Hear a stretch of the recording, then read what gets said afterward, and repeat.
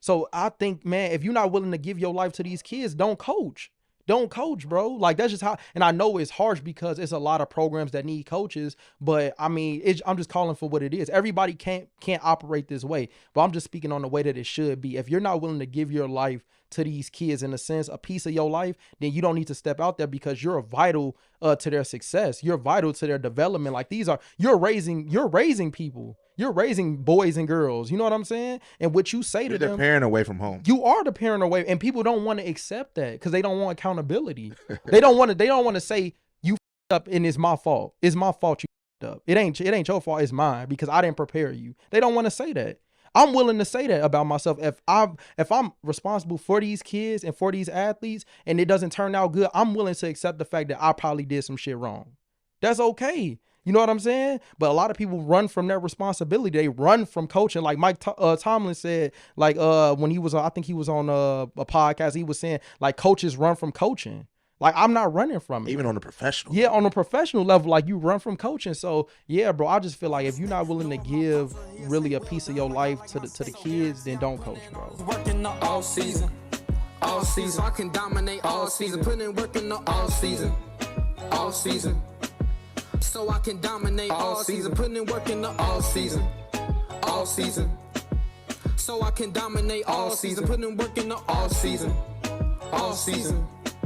so I can dominate all season. 21 episodes in now. Everybody get the idea. Crazy, bro. That's a milestone, man. For us, I would say, within this year, did we set a goal for when we first started in August? Did we have a goal of what we wanted to do within that year? Like how many episodes? Or no, bro. I don't even think. I remember when it started, when we first talked about it, you was like, so what are we gonna do? Like, what we gonna name it or whatever? And I was like I said, honestly, we just do it, and then we just make it better every single time we do it, and then eventually you're gonna see the progression from the episode 1 to episode 21 now. 21, yeah. So now we ain't really had no goal, bro. I think the only goal was to get started and to see what it is.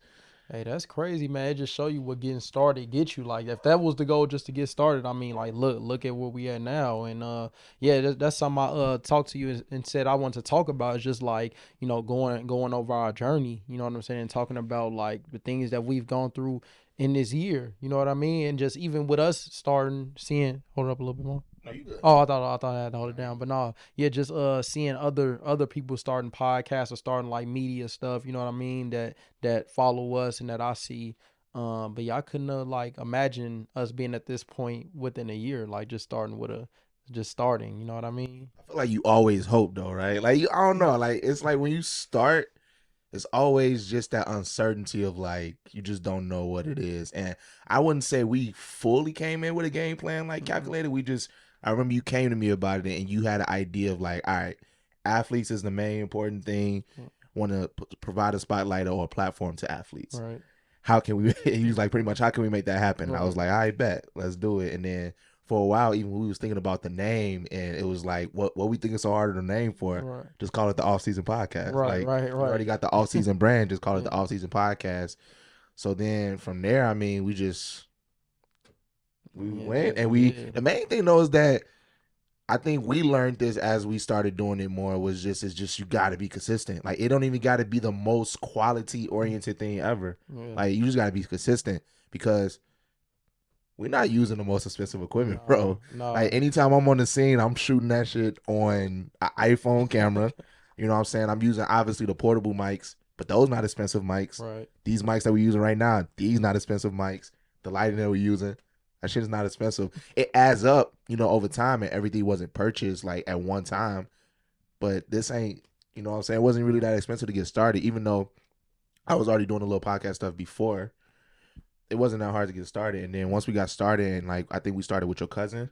Rio. Oh yeah, Mario. Yeah, Rio. And then who was next? Who was second? Caleb Newman. Caleb, dang, bro, I forgot. Yeah, Caleb. Yeah, we got to talk about Caleb again. And I think we did like TJ, and then we did TJ, Amir Ransom. Yeah, Amir. Yep. Dang, we did a decent amount of people, bro. We did. In that beginning phase, we was going like Cortez. We did. Yeah. Then we went to North Central. Blake. We did Cortez, Blake in the same day. You know what's even crazy, bro? Bro, we never tell the story, bro. We never talked about. All right, I gotta explain this story, bro. That's crazy. I didn't even mean to yell like that, but I ain't even realize that because it's like it was funny. Let me just explain the story. All right, before pretty much. What episode was that? Was that Cortez's episode? It was after Cortez and Blake, I believe. Yeah, this was back in October, September. Yeah, This was back in September because they didn't even play their first game yet at North Central. Because that was we just a month in because we started this August, like, probably early August, like late August. Late August. So that was only a month in. Yeah. Craziest thing. So the story we talking about is when we first started. First episode we shot was in filmed. It was in August, and then. Like a month after doing it, we was only on the episode with Cortez. It was like the same week, a couple days after we filmed with Cortez. He had the idea to just say, "Yo, can you teach me how to edit?" Literally, he was like, "Bro, can you teach me how to edit? Because you work a lot, and we need to kind of be more consistent, and you want to help out where you can with the production side." And I was like, "Yeah, for sure."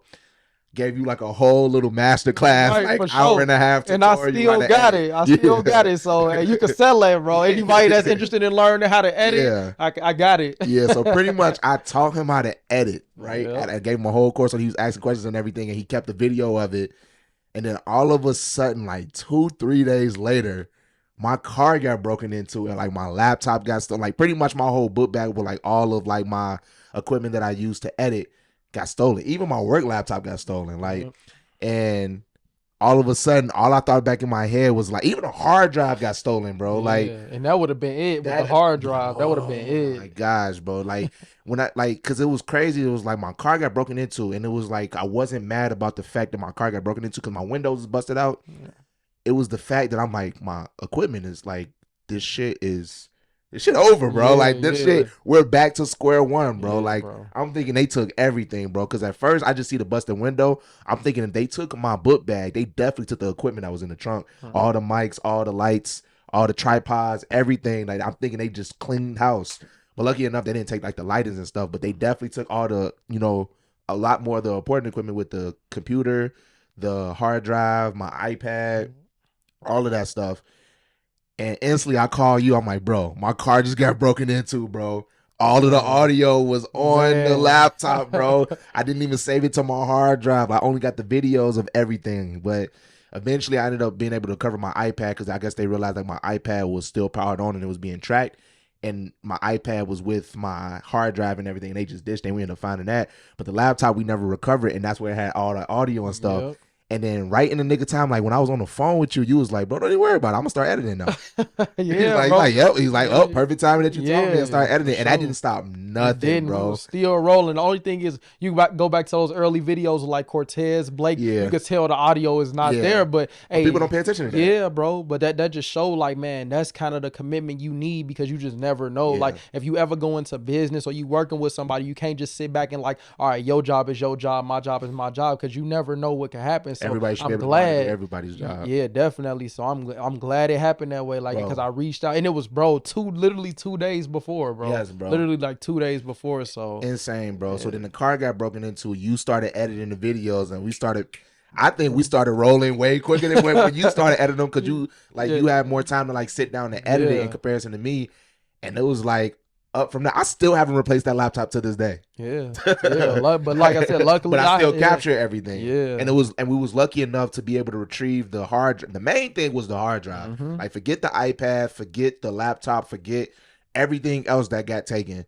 If we didn't recover that hard drive, bro, we would have been from square one because we had 3 interviews we didn't post at that point. Yeah, no, we had 4. We had 4 that we didn't post. Mario, none of them was posted yet. None of them were posted yet, into that point. But we just had the audio from. I think we had Mario's, and then I think Caleb, Blake, and Cortez. We didn't have those. Yeah, bro. Yeah. So it would have just been that would have been. You know what? We may have posted the first 2, Caleb and Mario, because we had the audio. And then the ones after that, it was probably the ones. Because I think we had 3 in the stash that would have just been completely gone. Probably. I might not remember it right. But yeah, bro. That was made crazy. The dream work, bro. Yeah, that would have been tough, bro. Yeah. Especially, and like, thank God they didn't take everything else because we would have had to repurchase the lighting, which is not really expensive things, but it's just, we would have definitely had to purchase a new interface because I just had got that interface. Yeah, we would have to spend Yeah. a pretty penny on some stuff. The microphones, definitely, that's probably one of the more expensive things as well. Thank goodness they didn't take none of that. Right. But man, that was crazy.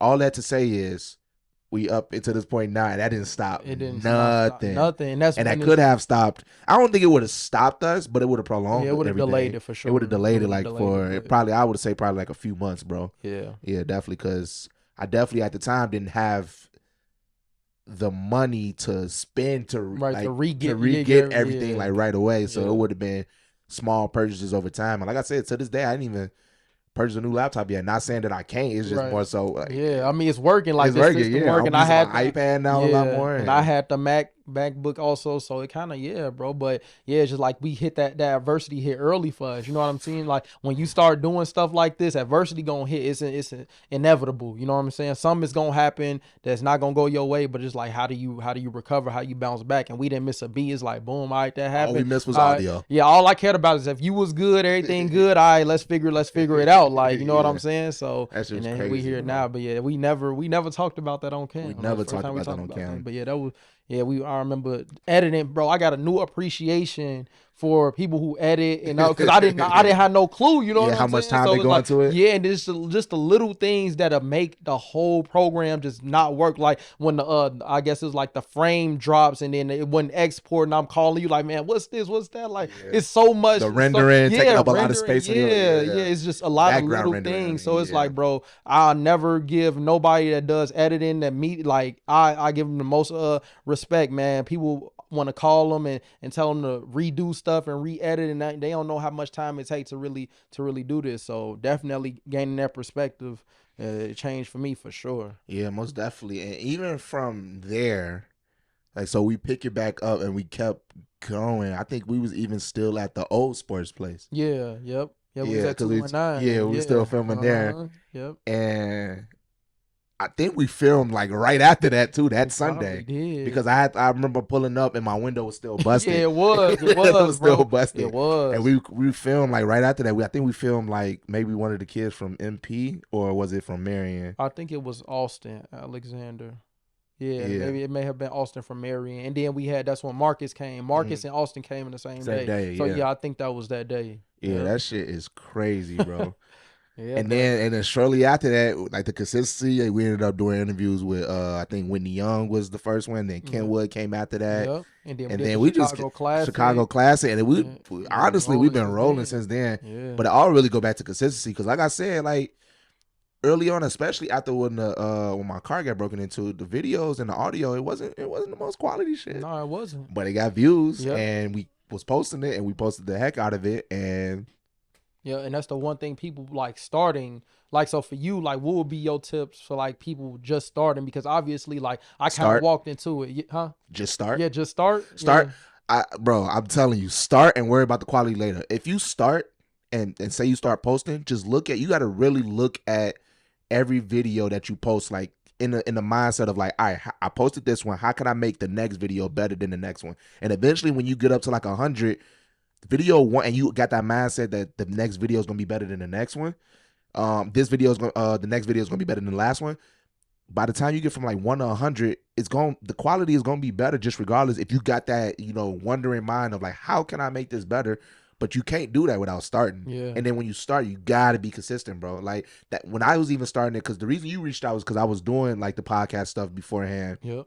With like a lot of my homies in DeKalb, and the thing that I learned, like even in that time when I was doing it and like editing a lot, I was being consistent, and it wasn't like getting like the crazy amount of views, but people was paying attention to it, and people would come up to me in person and be like, dang, bro, I be seeing your podcast and stuff, even if it's like people that I don't really know, but I know around the way.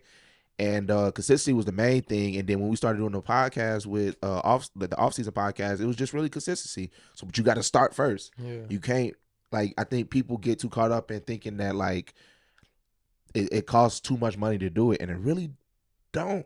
It's just more so managing your money, but managing what you're spending it on, and being smart in what you're spending it on. Like, you don't got to start off to get the most expensive lighting, or you don't got to start off to get the most expensive mics. I started off with an expensive mic, a Shure SM7B. That was like, I think $499 when I bought it. But these like what, $90, $80? You don't even got to start with these mics. There's mics that's like $30, $40 that you can just plug right into your your laptop that's just a USB. We're using XLR, but we don't got to use this to deliver the message that we're trying to get across. But I think a lot of people think that it's a barrier to do that. Like, I think it's the perception of it all. And then at the end of the day, even the camera that we're using, this is an iPhone 14 camera, bro. Yeah. And you wouldn't even be able to tell unless we told you it was. Right. But like, I remember even I think Dooley, like when we was at the Great Lakes Sports Hub on one time while you was doing one of the trainings, I think Dooley came up to me because, you know, Dooley just had purchased a Sony camera. And he was like, why don't you never use like a Sony or a Canon? Why are you using your iPhone? I'm like, because it get the job done, bro. Like, I don't need to, like, obviously I know the benefits of having like a more expensive products and stuff like that. It makes things look that much better. But to get started and to get what you need to get done, you really just start with the things that you got around you. Right. Most people got an iPhone camera, so that's the hardest part right there, getting the camera. Use your iPhone camera, buy an external hard drive, and this is for people that want to start creating content, start a podcast, whatever. You need to get a camera, because video podcasts is what's in, and that's the things that's going to get engagement on social media. Get a microphone. Don't need to be the most expensive microphone, but you need a microphone that's going to pick up your sound quality. Get some good lighting. You could probably buy some lighting, like the ones like these right here, for like $80, if maybe even less. Get a tripod for your phone. That shit's probably like $20. At that point, well, it probably at the most, it'll probably cost you like $300 just to get started. If that. Yeah. If that. And that's not even me like calculating everything that went into this. Obviously, I got a little bit more expensive equipment, but just get started, and you know what I'm saying? Like, really just look up YouTube videos of what you need to get started. So many YouTube videos up out there to get started, but you just really got to get started. And then once you get started, you really cannot stop. Right. Like, like even when I was like starting the podcast, the things where I would see like the page wasn't growing is because I stopped or I wasn't consistent. Even if you post 1 to 2 times a week, that's a form of being consistent, and then you will eventually work your way up to post 1 to 2 times a day. You know what I mean? Because we wasn't even posting, you know, more than once in a day. Now we at a point where we posting like 2, 3, 4, 5, whatever, how many times we feel like it. But you just got to start and be consistent, and then just really start thinking of ways to make your stuff better. Or if you don't want to pay for it, have somebody else do it for you, but you can't stop. Is at the end of the day. Like, once you started, you really can't stop, because it's like, what did you start it for? Just to stop? Right. Yeah. No, I agree. And then the one thing that, you know, when you look at the big pages for these big brands and big companies, the one thing that they have in common with a lot of followers is the amount of posts. Always look at that. Look at the amount of posts, where you start seeing pages with 1,000, 2,000, 3,000 posts. So if you at 200 posts, 300 posts, and you think your page supposed to be booming, it's not gonna work that way. Like, this takes work, man. It takes a lot of work and consistency, like you said. So like you were saying, just start, and then see how you can make it better. And when you get to 100, 200, 300, then you may start seeing some traction. Then 800, 900, like for us, we at almost 900 posts. You know what I mean? Posting 2 or 3 times a day. And now we're just seeing that pop. Now we seeing like, all right, we could post this and we may get 10, we may get 20. We got 3 videos now with over 100,000. But we're only at that point because it started happening too recently. Exactly. So you know what I mean? Like, but it's only because we was posting so consistently. Like, it was even times when we was posting and our videos, like I think consistently we was always getting at least 1,000, 2,000. But even that was happy for us. Like, you gotta like really be okay with them little bitty wins. Like, even when the page got to 2,000 and the page got to 3,000, like those were like little mini milestones that we like, bro, like this shit is actually growing.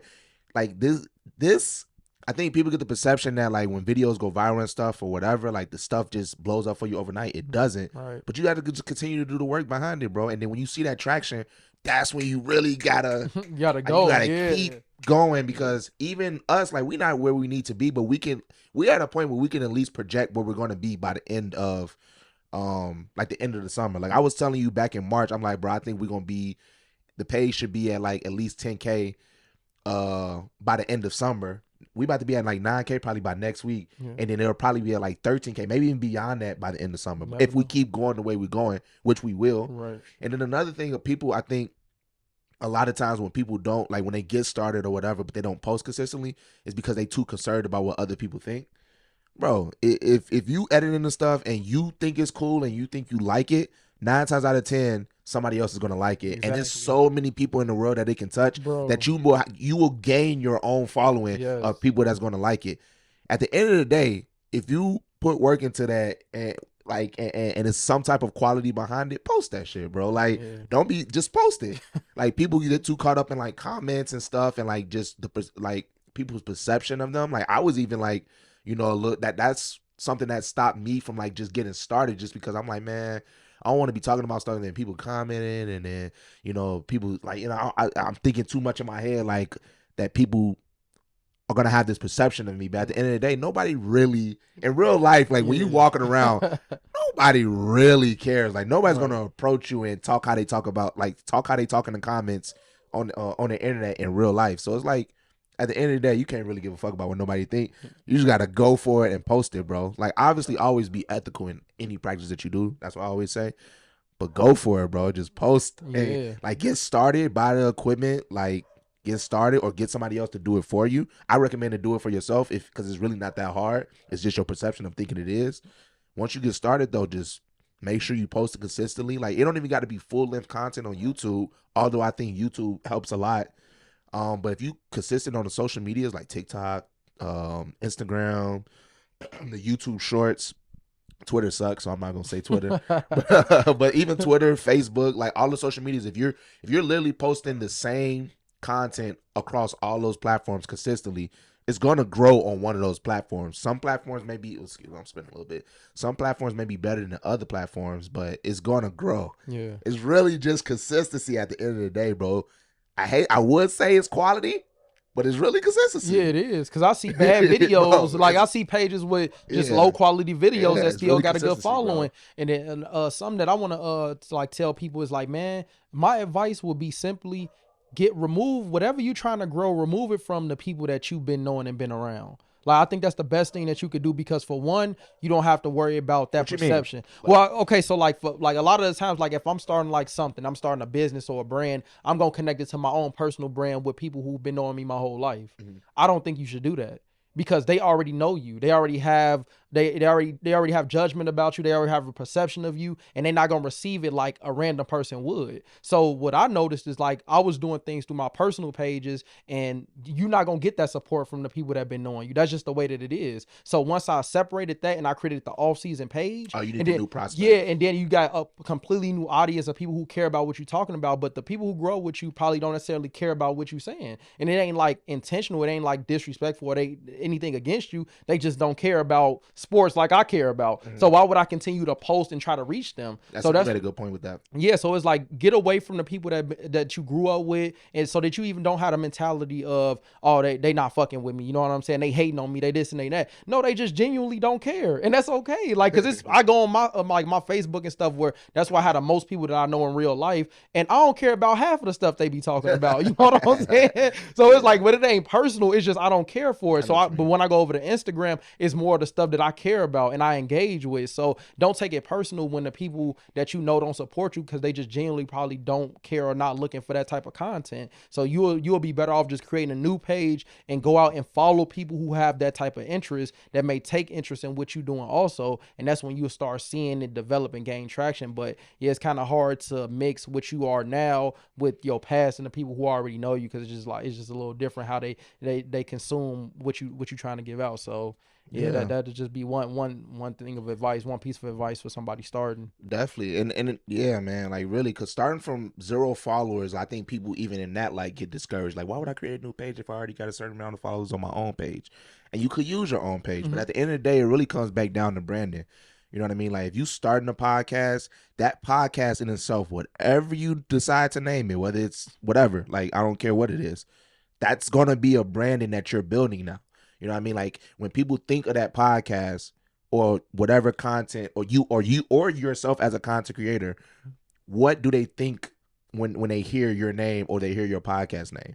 What is your brand's promise to them? You know what I mean? Right. Like, when people hear the off-season podcast, you know, the most of the things that we do is talk about sport-related stuff, right, mainly with high school athletes and a little bit of college athletes as well, and then mainly football, but we try to sprinkle in everything else. But when people hear the off-season podcast, you think sports. Yeah. You know what I mean? So when you create content or whatever, it's all branded behind it, but you can't create that branding without, essentially, for one, like, not really comparing yourself to others and like really doing it, like having your own uniqueness behind it, and just really just being yourself. When you being yourself, like creating your own content and have a legit, genuine like feel of like I'm doing this as a service to other people and not necessarily as a benefit to uplift ourselves, it's gonna fall in place. Yeah. Like it's really all gonna fall in line. But it's like that's why I always go back to it, because that's one thing college taught me very well is whatever business practice you're gonna go into, like you got to be ethical behind it,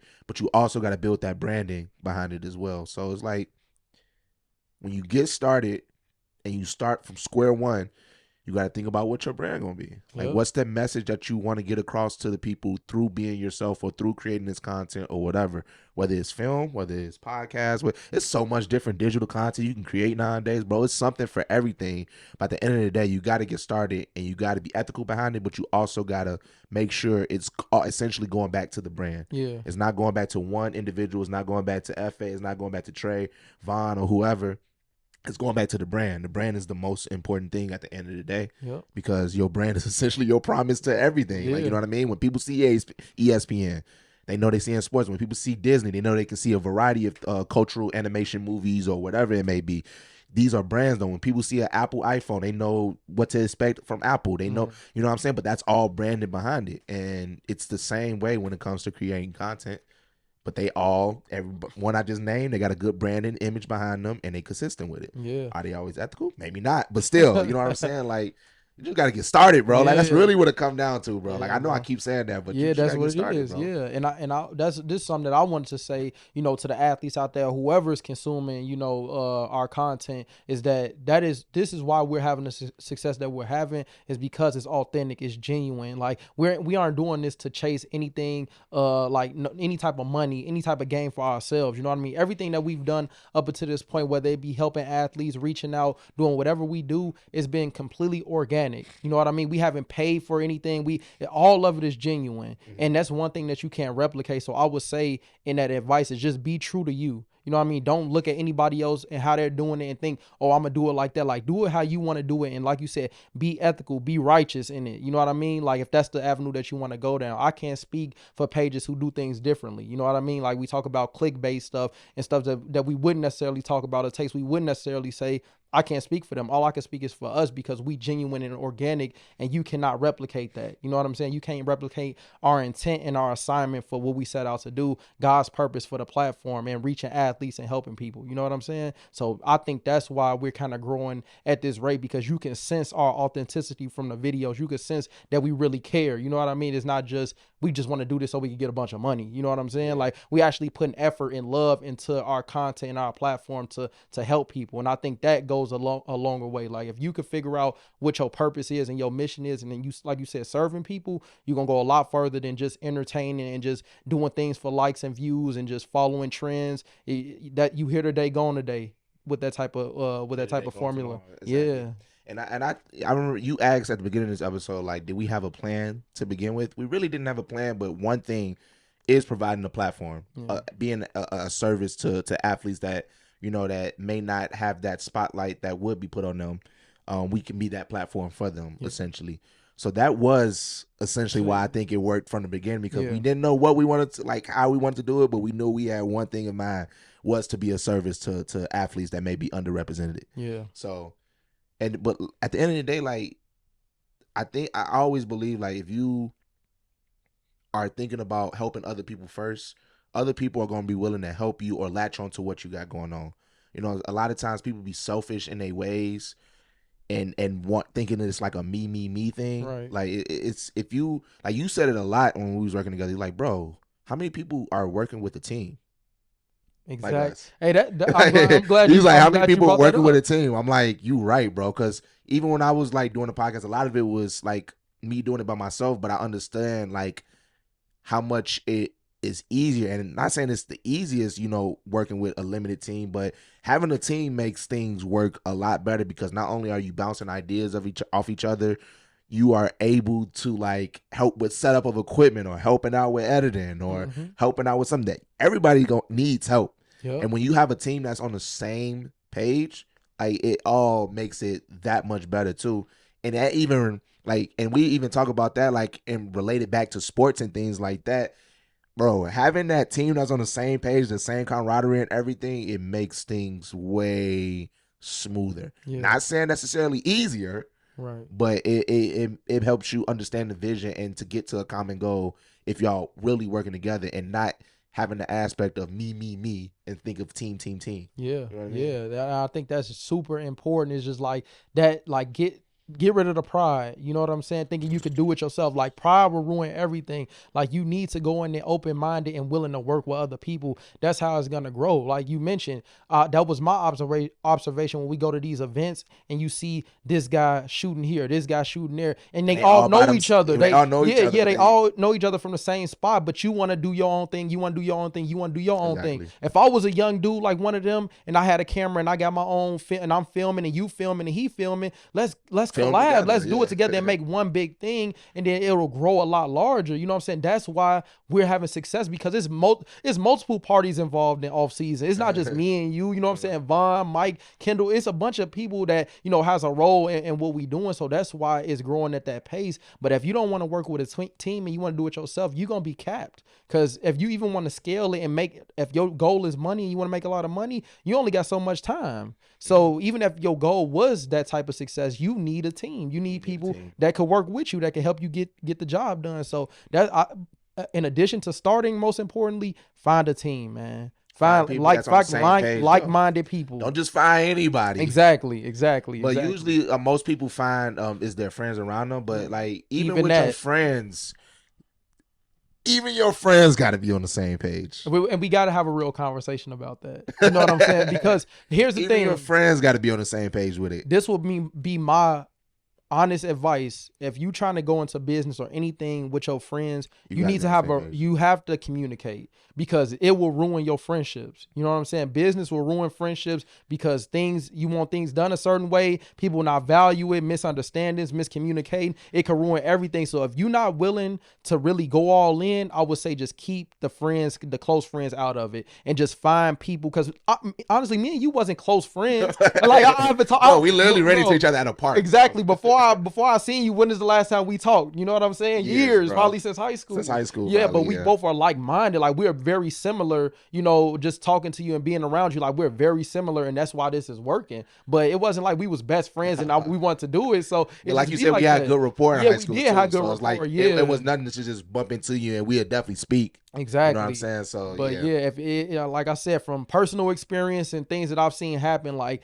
you just need to have that conversation. And if you feel like y'all can't be on the same page as far as business goes, then just separate the two. You know what I mean? Because it's gonna cause a divide naturally. So that business relationship is not a friendship. Yeah, it's a business relationship. Yep. Man. You ever heard it say it's just strictly business? It really is strictly business, because, like you said, business. If you fuck up the business relationship, I'm feeling a little personal about that now, bro. Now it's trickling into the friendship, and that's happened before. Like I was even telling you about that. I ain't gonna go into too much detail about that, but that has happened before. When I was doing another venture while I was still in college, and a lot of the people that I was working with at the time, we just wasn't on the same page at the end of the day. That's what it all really come down to. Yep. Wasn't really on the same page, and it separated, but if it didn't separate at that time, I don't know if the friendship would have still been there. Yeah. You know what I mean? Yeah. But the fact that it did separate at that time, and we all understood, like, yeah, this is heading in a direction that I don't think we're all wanted to get to. And I still talk to one particular person still to this day. But like I said, the business relationship, you're not on the same page, and you get into business with people, you got to think like, it's so much stuff into going behind, like creating an LLC and having somebody else's name on that with you, and y'all not on the same page. Yeah. And y'all supposed to be business partners, and it's like y'all can't get the back end right. Like, bro. Man, look, and I got this crazy, bro. It's gonna make try to even create the content or whatever product or service you're providing. It's gonna make that shit's gonna be trash if you can't get the back end right, bro. I have the saying that if you want to find out if somebody could be your friend, go into business with them. Hey, and you will find out quick. You'll find out quick, bro, because it's very telling in character and in sense of urgency and values. You know what I mean? Like, what are you willing to do for this? You know what I'm saying? Like, are you willing to hold your own? Like for me, because of my experiences, that's why I treated our relationship like that. I'm like, bro, I know that I like, even though you know more than me about this, I'm gonna show you that I'm willing to put in that work and effort into helping it out, and it's not just gonna be all on you. Once we decided this was something we gonna do together and be a partnership, now I have to show you that I'm willing to work just as hard as you. You know what I'm saying? And I think make you think like, all right, at whatever experience you had, I'm gonna have that same experience because that ain't what it is. You know what I mean? So it's really just in that, like, if you working with somebody, just figure out your role and let's just make it happen. You know what I'm saying? Just for me, it's always just clear communication. As long as you communicate and you transparent, then everything will be smooth. But as soon as you stop communicating and you just do your own thing and come up with your own assessments and ideas, then that's where it get watery, it'll get wavy. You know what I'm saying? It get distorted, and then we kind of lose the sense of what we doing. And then, like you said, you have no choice but to take it personal. Like, it's no way you can't. Exactly. In the light of like business talk or whatever, because I do want to bring it back to sports because I don't think we we did. Yeah. How do you we talking about like pretty much having a team that's on the same page, and we've had many teams on the platform. Eisenhower, what was it? TF North and Leakaway East track team, and I know consistently we ask the same question, like, what is your relationship like outside of the sport? Like, are y'all friends outside of the sport and things like that? Bringing it into a team effort, how do you think, like, with the team being on the same page from a business standpoint, can a team be thought of as a business, like for a sport? Can a team be thought of as like a business if you treat it like a business? Yeah, definitely. Like high school teams, obviously NFL teams, and whatever. But it should be, and that is one of the biggest issues. It is not as that standard or that structure is not being applied to that level, and that's why it's like, that's why you have programs that are so dysfunctional. You know what I mean? Are you referring to high school programs? Yeah, I'm talking about high school programs. Yeah, like in the sense of where it's like, okay, if you have the head coach, which is like the CEO, he's supposed to run everything. He's managing everything. He's overseeing everything in a sense. You know what I mean? Essentially, he's the manager or the senior manager. Yeah, he's like the manager. He controls everything. So in that case, and you have assistant coaches who have their roles, and then you have equipment and who's managing the equipment and all that. I just know that the roles aren't being put into place and being enforced. You know what I'm saying? It's kind of just like, we do what we gonna do, and whatever happens. And then even with the kids and being structured and being on time and being penalized and a lot of different things, is like, it's just everything is okay. It's just okay to do everything. But if it was held to a higher standard, the result would be different. You know what I mean? Like, it's kind of almost like you will get in trouble for being that structured. You know what I'm saying? It's frowned upon to be that structure in a sense. You think so? Yeah, bro. So I don't know because I wasn't a coach. Yeah, like it is, like, because if you're too hard on, what I'm saying, then it's like, like, you can't do that. You can't do this. Too hard on the kids. You can't hold them accountable. You can't punish them for, if you late, I can't punish you. If you this, I can't punish you. Really? There's no consequence. Yeah, bro. You think like, all programs is like that? I'm not gonna successful programs. I'm not gonna say all. I'm gonna say that the ones that I've experienced, that I know that they exist. You know what I mean? So it's like, I'm not saying this to everybody, because I know for a fact that there are some that are run that way. Like, it's like detailed structure. Like, there are programs like that. But I mean, yeah, for the most part, but for the most part, if we being completely honest, and this is me being real, how are we gonna expect every man to know how to manage and lead if they've never had to do it? Like, they just been given a position. As a man, you never had to lead. As a man, you never been taught to lead or manage by, whether it be your father or whoever in your life. So how could we expect them to be good at doing it? Because every man isn't built to lead. Every man isn't built to run a program. You may know football, but as you know, a head coach is more than the X's and O's. Like, it's way past the game of football when you're a head coach and you're managing men and you're leading men. If I'm the head coach and I got assistants, my job is to manage and lead them. And then now we all managing and leading these young men too. So if I don't have experience managing or leading, how can I do it properly? How am I not making mistakes? How am I not, treating people the wrong way? How am I not? So that's why I just feel like it's just like, it's a role that's out there that needs to be filled, but everybody's not built for it. And I think that's what we see, the type of programs that we see when it's going bad and it's not producing and having all the issues. I think, just to play a little bit of devil's advocate, I do think there's a value in experience. Like saying, like, okay, you handed an opportunity and you may not have that experience, and like say you're in a leadership role and you never had been taught how to be a leader, or you never had the experience of being in a leadership role. I do think being in a role and having the right intentions with being in that role and making those mistakes and learning from can eventually build you up and allow you to learn and eventually work your way up to being a leader. Definitely. At what cost? I don't know, but I think that is also important to think about. Like, experience can be a good teacher, even if it's learning on your own, learning from people around you or whatever. And I think that does help, you know, with whether it's just coaching or just in a job or whatever. But at the end of the day, you do got to learn. Yeah, And if you like constantly in the same flow of like whether it's a program or whatever, and constantly been doing the same thing since the 80s, the 60s, the 70s or whatever, and it's still, this has always been the brand with this certain school or whatever, something's got to change. Like what they say the definition of insanity is doing the same thing, expecting a different result. Same thing, expecting a different result. And that's why I get at, like, if you in a role, like, and experience should be the best teacher, but if you're not learning and you keep, you know, shooting yourself in the foot every single time, I mean. But I mean, and that's why I feel like that's detrimental though. It is detrimental. I don't think we have room. We don't have time or room for that because lives are being affected.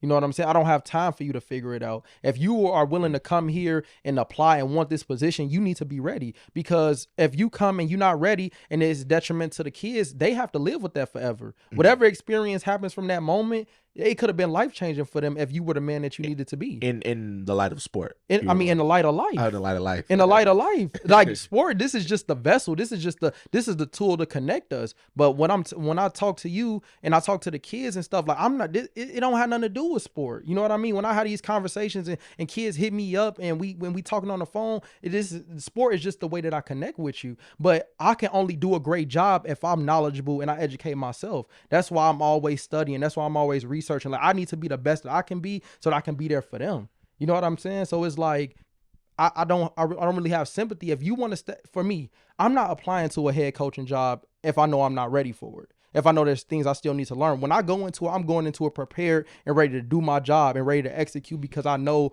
like I said, lives are on the line, literally. Like, you don't know this kid, if you're prepared to handle this kid and mold him and guide him to what he needs to be, you don't know how that will affect his life down the road. You know what I'm saying? But versus me not being that, now what happens to that kid? And you could say it's just one kid, but I feel like every life matter. You know what I'm saying? So I wouldn't even waste my time if I wasn't prepared to do that, because I'm thinking about it bigger than the game of football.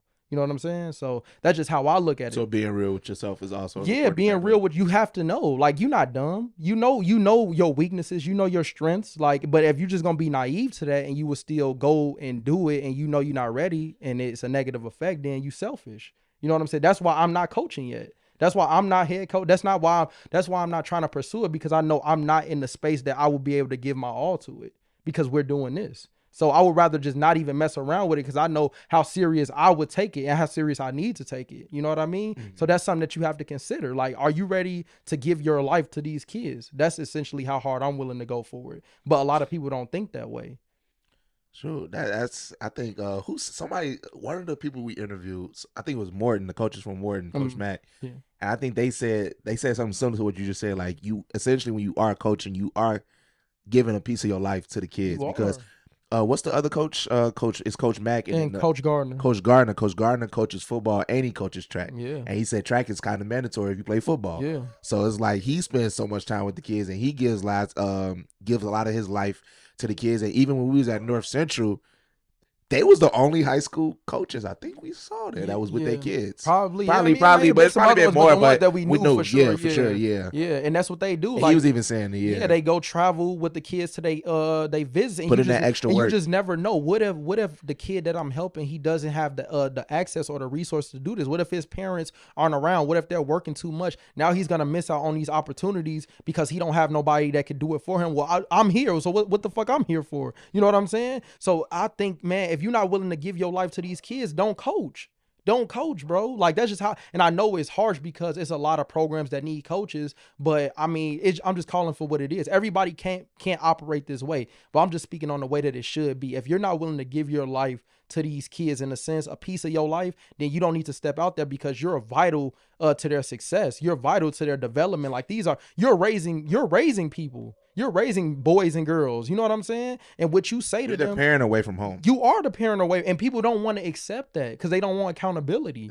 They don't want to say you fucked up and it's my fault. It's my fault you fucked up. It ain't your fault. It's mine because I didn't prepare you. They don't want to say that. I'm willing to say that about myself. If I'm responsible for these kids and for these athletes and it doesn't turn out good, I'm willing to accept the fact that I probably did some shit wrong. That's okay. You know what I'm saying? But a lot of people run from their responsibility. They run from coaching. Like Mike Tomlin said, like when he was, I think he was on a podcast, he was saying like coaches run from coaching. Like I'm not running from it. Even on a professional level. On a professional level, like you run from coaching. So yeah, bro, I just feel like if you're not willing to give really a piece of your life to the kids, then don't coach, bro. Don't coach. Cause it's a waste of everybody's time, man. Cause like when I look back, I'd be like, damn, it's so much shit that they didn't tell me. There's so much stuff that coaches did not expose me to, and I feel like they should have.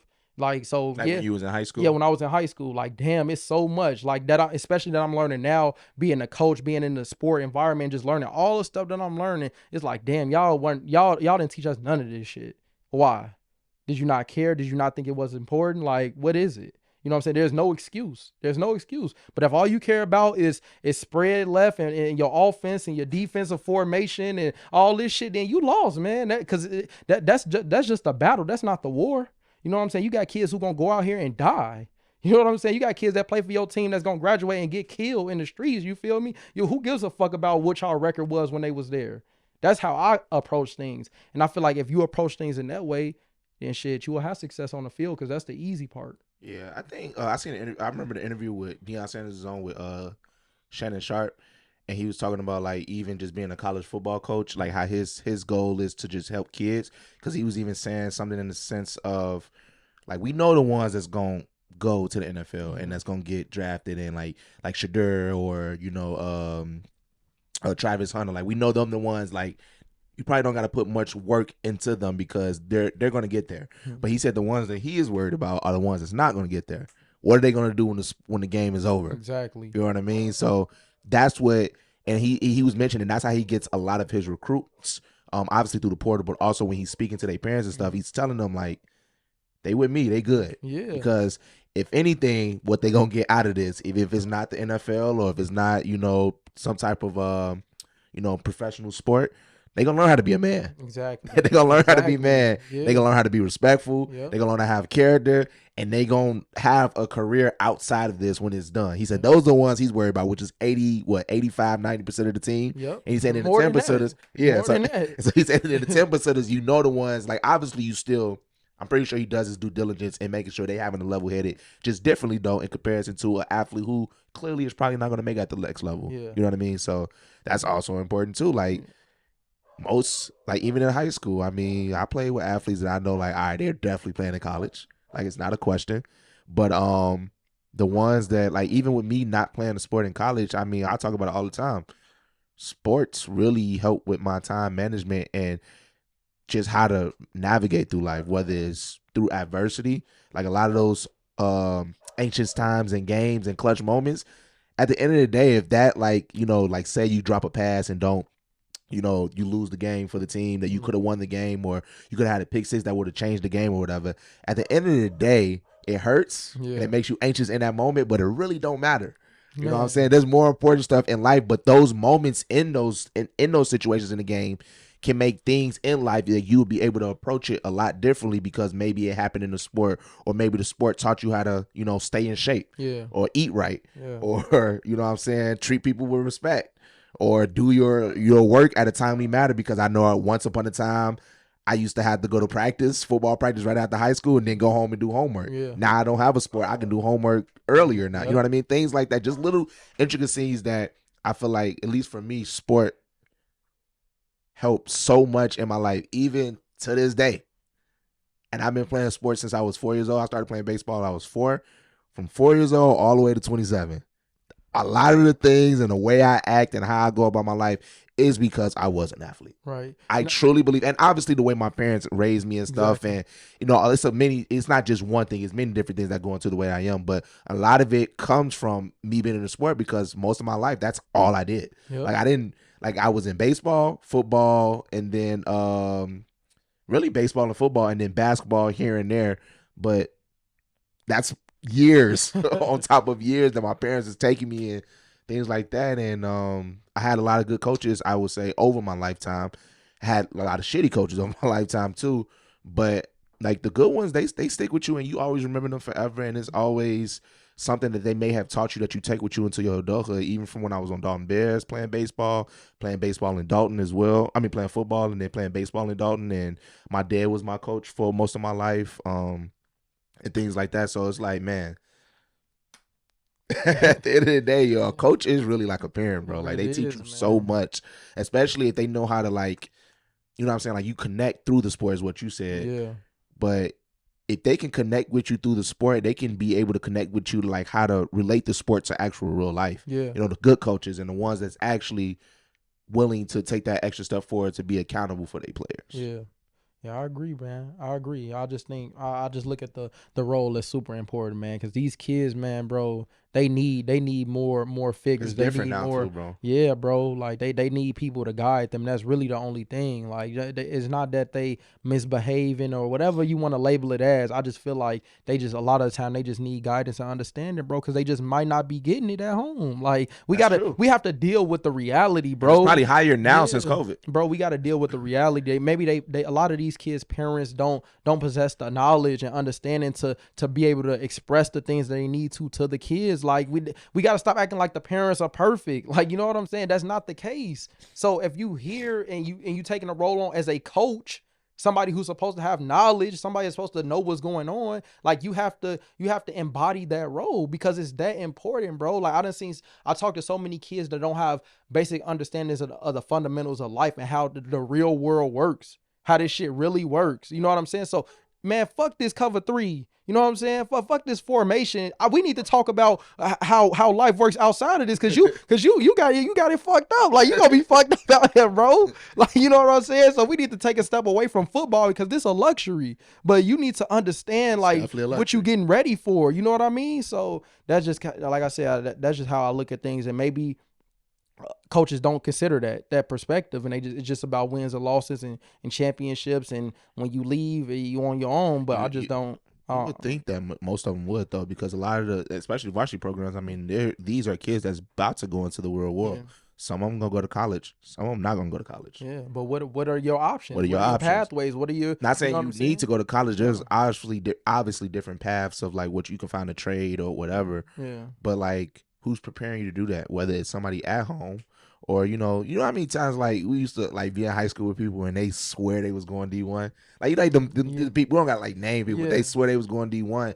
But then the people that had that mindset, they swear they going D1, are they putting in the work behind that? And if they not, do they have a backup plan of when that doesn't work out? Yeah. And if that doesn't work out. I just think that also comes from, like, I ain't gonna lie, I'm gonna blame everything on coaching, bro. Like, I'm just gonna blame, because, and even though I know that there's not the reality. Coach, so. I'm gonna blame everything on coaching, even though I know like you could be a coach and you can give your absolute all, and there'll be people that don't listen, don't understand, don't take heed to it. I understand that, but what I'm saying is, like, as a coach, when the Lakers lose, who's to blame? Is it LeBron? More times than not, it's LeBron.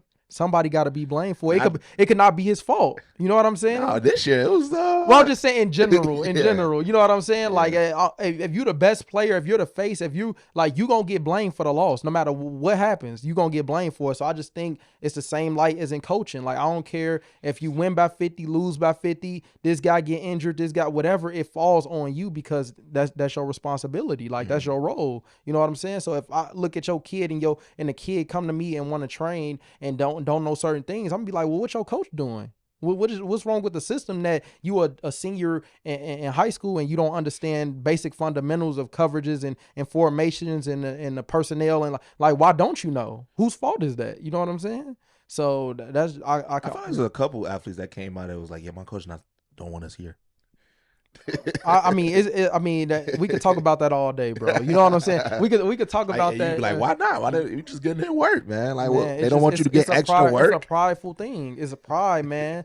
Look, I just said this the other day. The greatest thing that a man can do, the character adjustment a man can make, is to overcome the prideful nature. Like, that's one of the greatest things man can do, because we naturally prideful, and in that sense, like, it will ruin a lot of things in our life because we want to be prideful. Oh, this is my team, this is my athlete. Do it how I say. Don't listen to nobody else. What good is that? I'm gonna tell my athletes, listen to as many people as you can. Go get up with college guys. And go watch decipher. YouTube. You know what I'm saying? And then you could come back to me and ask me questions, and you may know more than me. I'm okay with that. If a kid come to me asking me questions I don't know how to answer, I'm gonna go home and I'm gonna try to figure it out and give them an answer next time I see him. I'm not gonna get mad at him like, oh no, don't listen to him and lie. Like, I want to be the best I can be, so I can't lie to you and make it seem like I know everything. I don't know everything. You know what I'm saying? At 27, I don't know everything. It's more stuff I need to learn. So if somebody asks me something and I don't know, I'm gonna point them in the right direction. I'm not just gonna make some shit up to make it seem like I just know every fucking thing. You know what I'm saying? That's prideful. So yeah, I just think that it's a lot of that. Like, man, I'm trying to learn from anybody I can learn from. Yeah. So Definitely. yeah. Man, I feel like we was that was bro. It definitely led us into a long conversation. It's the type of conversation we have off camera though. Yeah, for sure. Yeah, probably a little more vulgar. Nah, I'd probably be staying the same. Kind of the same. Yeah. We want to touch on some of the topics. So the first one was just the camp. Like, we was at North Central. That's the first camp that we worked. You know what I mean? And just. It's cool. It was cool being there on a different side of things. College camp, yeah. It was cool being there on a different side of things, because the last time I was there was last year with Brandon and Cortez. Obviously, they both playing for North Central now, and like me going there last year as a coach with them was more of like me focusing on them. Like, I didn't care about anybody else, anything else that was going on. You know what I mean? It was just making sure they felt good mentally. They were ready. They performed well, giving them feedback, advice on what to do. Like, that was more, my role. But this year, being in media and with All Season Podcast, we were there as kind of like media, and just covering everybody and looking at all the athletes and doing a full evaluation of the whole, the camp. And I think that we need to discuss like what high school athletes need to do to get seen, you know what I'm saying, at these college camps. And I think the one thing that athletes need to understand is like how this works. So they think that when you go to a mega camp that the colleges are coming there to evaluate in that moment. And that's not the case. They've already evaluated them. Like, this is just like they're just trying to get more. Yeah, they just trying to confirm whatever whatever they need to confirm about that athlete. So this is how it works. They're gonna go in the spring. They're gonna go to different high schools around the country, and they're gonna drop in and visit. If you know how it works, you know how it works. But your coach sends out film, whatever information to the coaches, to the college recruiters. Yeah, to the recruiters, and they like, all right, this guy seems good. This guy seems good. I like him. When I come through, have him come down. They call you down from your class. You meet in the office. They tell you about the program, the campus, give you a whole bunch of information, and say, we'll have eyes on you. You know what I'm saying? And so you may have a coach that looks at you and say, I like your size. I like you got nice height, nice length for a receiver. I like your film, but I just don't know how fast you are. Like, I want to see you run the 40. You know what I'm saying? Then you tell him, oh, I'll be at North Central Mega Camp, or I'll be there too. And then you'll get on the line, clock, boom. You run a good 40, that's where you get your offer at. So that's typically how it works. It's like, it's for confirmation. For athletes they already know. Got an offer that we interview. Yeah, and then when you get to the camps, you will typically see college coaches already speaking to certain players. Or already paying attention to certain players, too. Exactly. Like, I remember, who was it? Was it Freddie? Yeah, it was Freddie. Yeah, they was all crowding around him. It was like, oh yeah, they clearly already know who he is. Yeah, they already know. So I just think athletes need to understand, when you go to mega camps, the concept isn't, I'm going to go there and ball and hopefully somebody sees me. You know what I'm saying? Not saying that it's not possible, but you should just go into it thinking, like, if you don't have, any connection, or you haven't had conversation with any coaches prior to, then you probably don't want to go to a mega camp with 200 other athletes and 30 coaches, and you kind of just blend in. Like, kind of try to go to the local camps. If it's any D3 camps, that'll be a little bit smaller, a little bit more intimate setting where the coach can actually go there and they're looking for talent, versus like, as you know, they had a list at North Central with all of the athletes. There's no way for the coaches to evaluate 200 athletes in one day in a 2 to 3 hour span. It's no way possible. So if you think you're just gonna go there and ball, I don't care what you do. So I think for me, if you did want to go, my tips to the athletes will be, for one, you have to command your presence there. Like a lot of people say the eye test. I seen somebody say something about wearing bright colors. No, that shit is wrong. What you need to do is command your presence at the camp. Like you told me, what was the dude, number 79, the lineman? He was leading. He was vocal. His voice was projecting around the field. That's what got me turning around. You turning around. Everybody turning around, looking like, who is that? So it like it's about that. Like your presence has to be felt, and you have to understand how to communicate as a man. All the other athletes on board. Exactly. Come on, y'all. Let's root them on. What y'all doing? Let's go. Root them on. That's what's gonna get you seen. That's what's gonna get you at least eyes looking at you. But if you just there, this is not.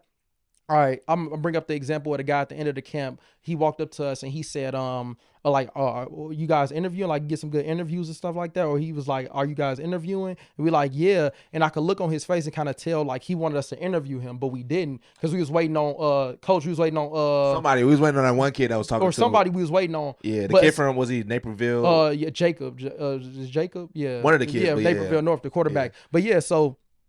This is just this is a lesson. He probably would have got an interview if he would have asked. If you would have asked, if you would have opened your mouth. But that is the point I'm trying to make, is that is how you have to command your presence. You have to be confident when you go to these camps and talking to people, talking to coaches, shake their hands, look them in the eyes, say, hey, what are you looking for? What athletes did you lose this year? You know what I'm saying? Well, what positions are you looking for? All right, my name is so I'm from here. I had this stats, whatever. You should look, you know what I'm saying? Look into my film. Cool. Get his phone number, get his email. You know what I mean? Like, these are the things that you need to do if you go into the camp and you unnoticed and you haven't been talking to any coaches. You know what I mean? It's not wearing bright colors. It's not stealing reps. You know what I'm saying? It's not none of that stuff. If you go, take it, making sure you're getting your reps in. Don't let nobody take your don't let nobody take your reps. But it's more than that, verbal. It's more verbal to get yourself seen at these camps than it is physical. Because you will have to just make an extraordinary play, which the chances are very slim because it's slim reps. So for you to go out there and you make a super spectacular catch that a coach gonna look at you and say, hey, look into that guy. It's very slim. Very slim. But what you need to do is go there with a confidence and with an aura and a presence that you are demanding and you commanding everybody's attention. Like I said, walking up to as many coaches as you can, introducing yourself, getting phone numbers, getting emails, getting cards, talking to us, like whoever you need to get in front of. That's the stuff that you need to do to stand out if you not, if people don't see who you are already. How early do you think they should, and this is obviously football camps that we're referring to. Yeah. How early do you think high school students should go to football camps? Like start going. Should they start as their freshman, or should it only really be when they're in their junior or senior season? I think when you start playing varsity. You think so? So even if they are freshmen, they already started playing varsity. Yeah, if you put freshmen playing varsity, then because there's no point. Nobody's gonna care. Like, you know what I mean? College coaches don't look for JV film, freshman film. So if you're not getting filmed, then you can't even be recruited that early necessarily. Like, you know what I'm saying? So it's just like you can't officially be recruited that early. But yeah, if you're not playing varsity, says who? It says the rules. They cannot. What do you mean? Wait. So when you say recruit, what do you mean by that? I'm saying like getting offered, like committal as a freshman. Yeah, as a freshman, you can't get. They can't have access to you. Like they can't like talk to you. It's a lot of rules behind. Not until after your freshman season. Not until after the summer. It's the summer of your sophomore season. Really? Yeah. Huh. Okay. Yeah, bro. You taught me something new. Yeah, so unless that's changed, but yeah, from what I know. No, I don't know. You can't. Yeah. Like, obviously, you wouldn't be recruiting a freshman going into high school, right? Because even when if they play varsity after their freshman season, I would think they would have some traction. Yeah, you could. If they ball. Yeah, you could be on their radar, but I'm saying as far as like, them calling you, them email, like all of that type of stuff. Like that's what I mean by getting. I see what you're saying. You know what I'm saying? You're talking about an actual like offer. Yeah. Exactly. We want you to come here. Exactly. I get what you're saying now. Yeah, but they can recruit you. They just can't send you an offer. Exactly. That's what I meant. I meant like the real recruiting process. I think you talking about like laying eyes on them and like looking at them as a prospect. Right. No, you could do that at any time. But I mean like the real recruiting process where they can have you come in, official visit, offer, that whole thing. You can't you can't get it like that young. But back to the point is that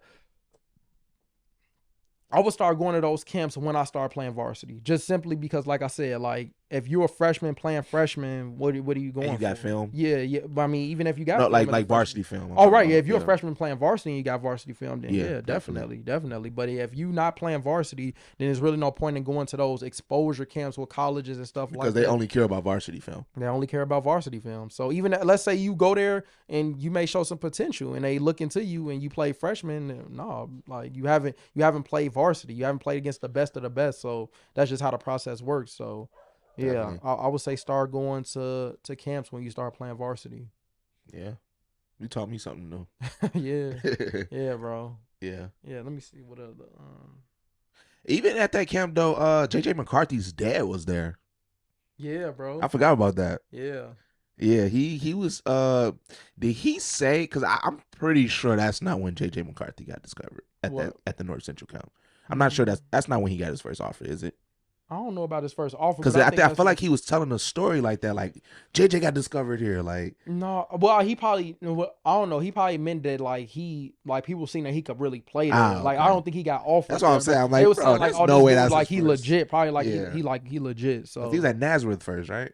yeah, he was at Nazareth and And he then played for IMG. IMG. Yeah, and then because I think he won a state title at Nazareth, won a national title at His IMG, dad is an and then won energetic dude, bro. His dad was cool. He bro. was the most energetic Yeah, person. yeah, Like when we walked up to him, like, "How's it going, guys?" Like we Yeah. like, dude, we didn't even introduce ourselves, Janet. Like it was cool though. Yeah, it was. That was pretty cool though.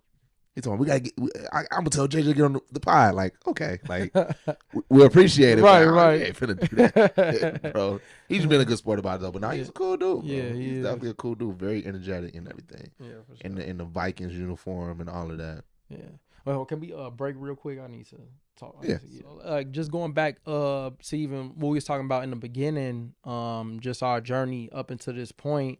I feel like now, I mean, just with the traction that we've been getting positive feedback. A lot of college, Of positive NFL, feedback. yeah, a lot of people. A lot of people in the comments. Yeah, a lot of people following. Deion Sanders when he commented, that was crazy. That bro. was crazy, bro. And for me, I was like, man, that's the height, right there as That far was as crazy. him. But and yeah. he just said something so simple. Yeah, but the fact that it reached, it's just having that reach is like, Mhm. yeah, bro. But yeah, man, just along with Deion Sanders commenting, like, I would love to, be able to partner and start looking at, possible sponsorships. I would like now. I feel like it's the time where it would be cool to kind of reach out to some of those bigger brands and companies like a Barstool, Prize Picks, DraftKings, just those big networks and create some type of relationship with them, and then even like with some of the influencers out there like Destroying, Route Guy, AJ Green, just because of what we do and our content with football, high school athletes. That's something that they do a lot of. So yeah, just really getting our name out there and letting the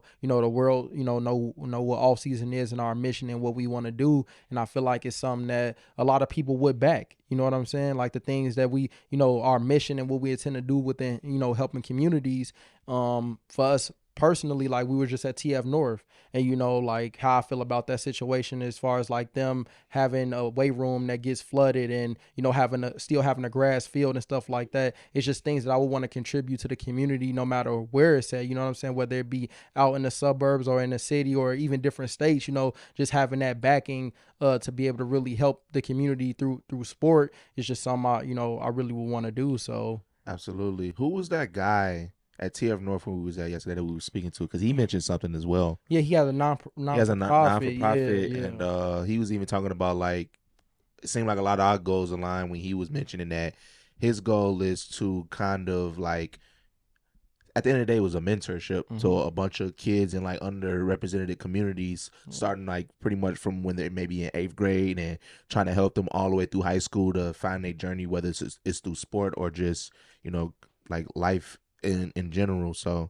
there's many opportunities out there, and I don't think it's a lot of people doing that. At least that we can see from a spotlight standpoint, I guess, because I'm pretty sure it's a lot of people that do things that we want to do, especially when helping out like those underrepresented communities. Yeah. Because even with the North situation, like bringing it back to that, that's a little weird to me too. Because I would think both schools would have got a new field. Yeah. Yeah, but like I say, like I don't know like what's going on like internally. You know With what I'm that, saying? It's just true. like observing from the outside looking in. You know what I mean? So not jumping the gun, but for me, I want it to be in a sense where it's like, man, we got the capital and the support and the voice, where it's like we can influence decisions being made, regardless And of make things how. more equitable for Yeah, people. you know what I mean? Like that's just what it really comes down to for me is just having growing this platform and us really having, like I said, the support of these big brands and big companies, because our mission and our goal is to fund and help athletes. Like I mean, for instance, like Mario, when we interviewed Mario, he went to Butler College Prep in the city, and they had to cut some people because they didn't have enough uniforms. It's like that shouldn't happen. Like, and I wish I And had he was the one of the funds. people that got cut. I think he did 1 year, but then in his senior year, he made the team. Like he was able to get a jersey. But I feel like it shouldn't be that way, because you may think of it small, like it's just sport, but that could go a long way. You know what I'm saying? Look at Mario's story. Like imagine if he never didn't get any chance to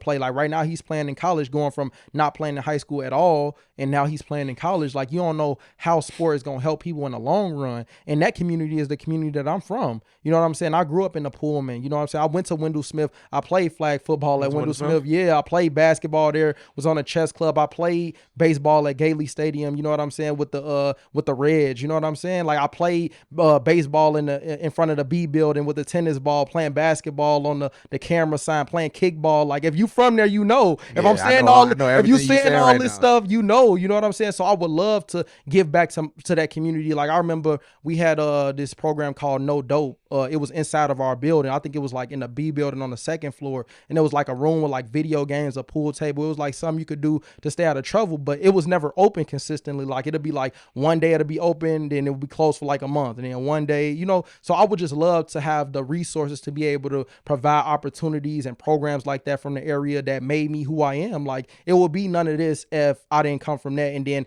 move out to Linwood and go to South and meet all the stuff. It all contributes to what we doing now. So I would love to be able to give back in a major way and give kids a platform and resources and programs to help them be better men and women and have better opportunities. So you know what I mean? Like that's pretty much the goal. And I feel like that's something that a lot of big companies and bigger brands could get behind. You know what I'm saying? So, Definitely.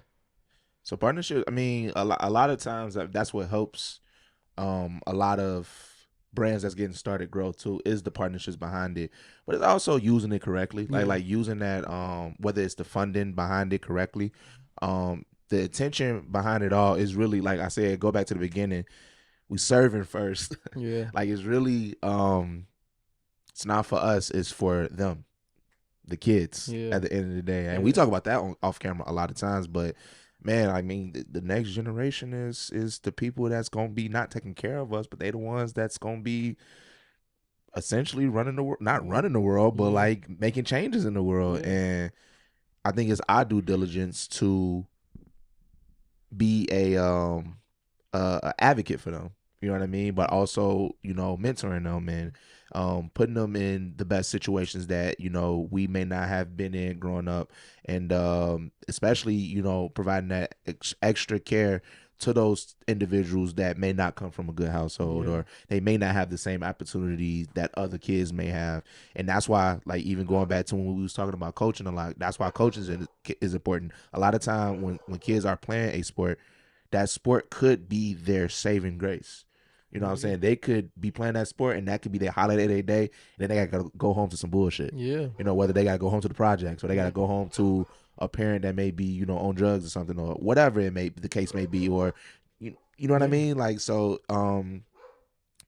like mentoring the kids, and whether it's through sport or whether it's through the non-for-profits, or whether it's through, events and whatever it may be. I think that's the most important, bro, because the kids is the most important. Yeah. We say it all the time. Like even like Caleb, like when we had Caleb on, he mentioned that's one of the things that he do. He coaches his old youth team because he's giving back. He came through that same program, and now he's going back to give back to the kids. It's like that should be a recurring process for everybody. You know what I'm saying? We played the sport, you coached, you gave back and started coaching kids. And even when you stopped coaching, you were still connected with the kids, still helping out with the kids. You mentioned that you took Cortez and the other kid and Brandon to the camp last year, and now Cortez is at North Central and is going pretty Yeah, damn well Brandon for there him. too.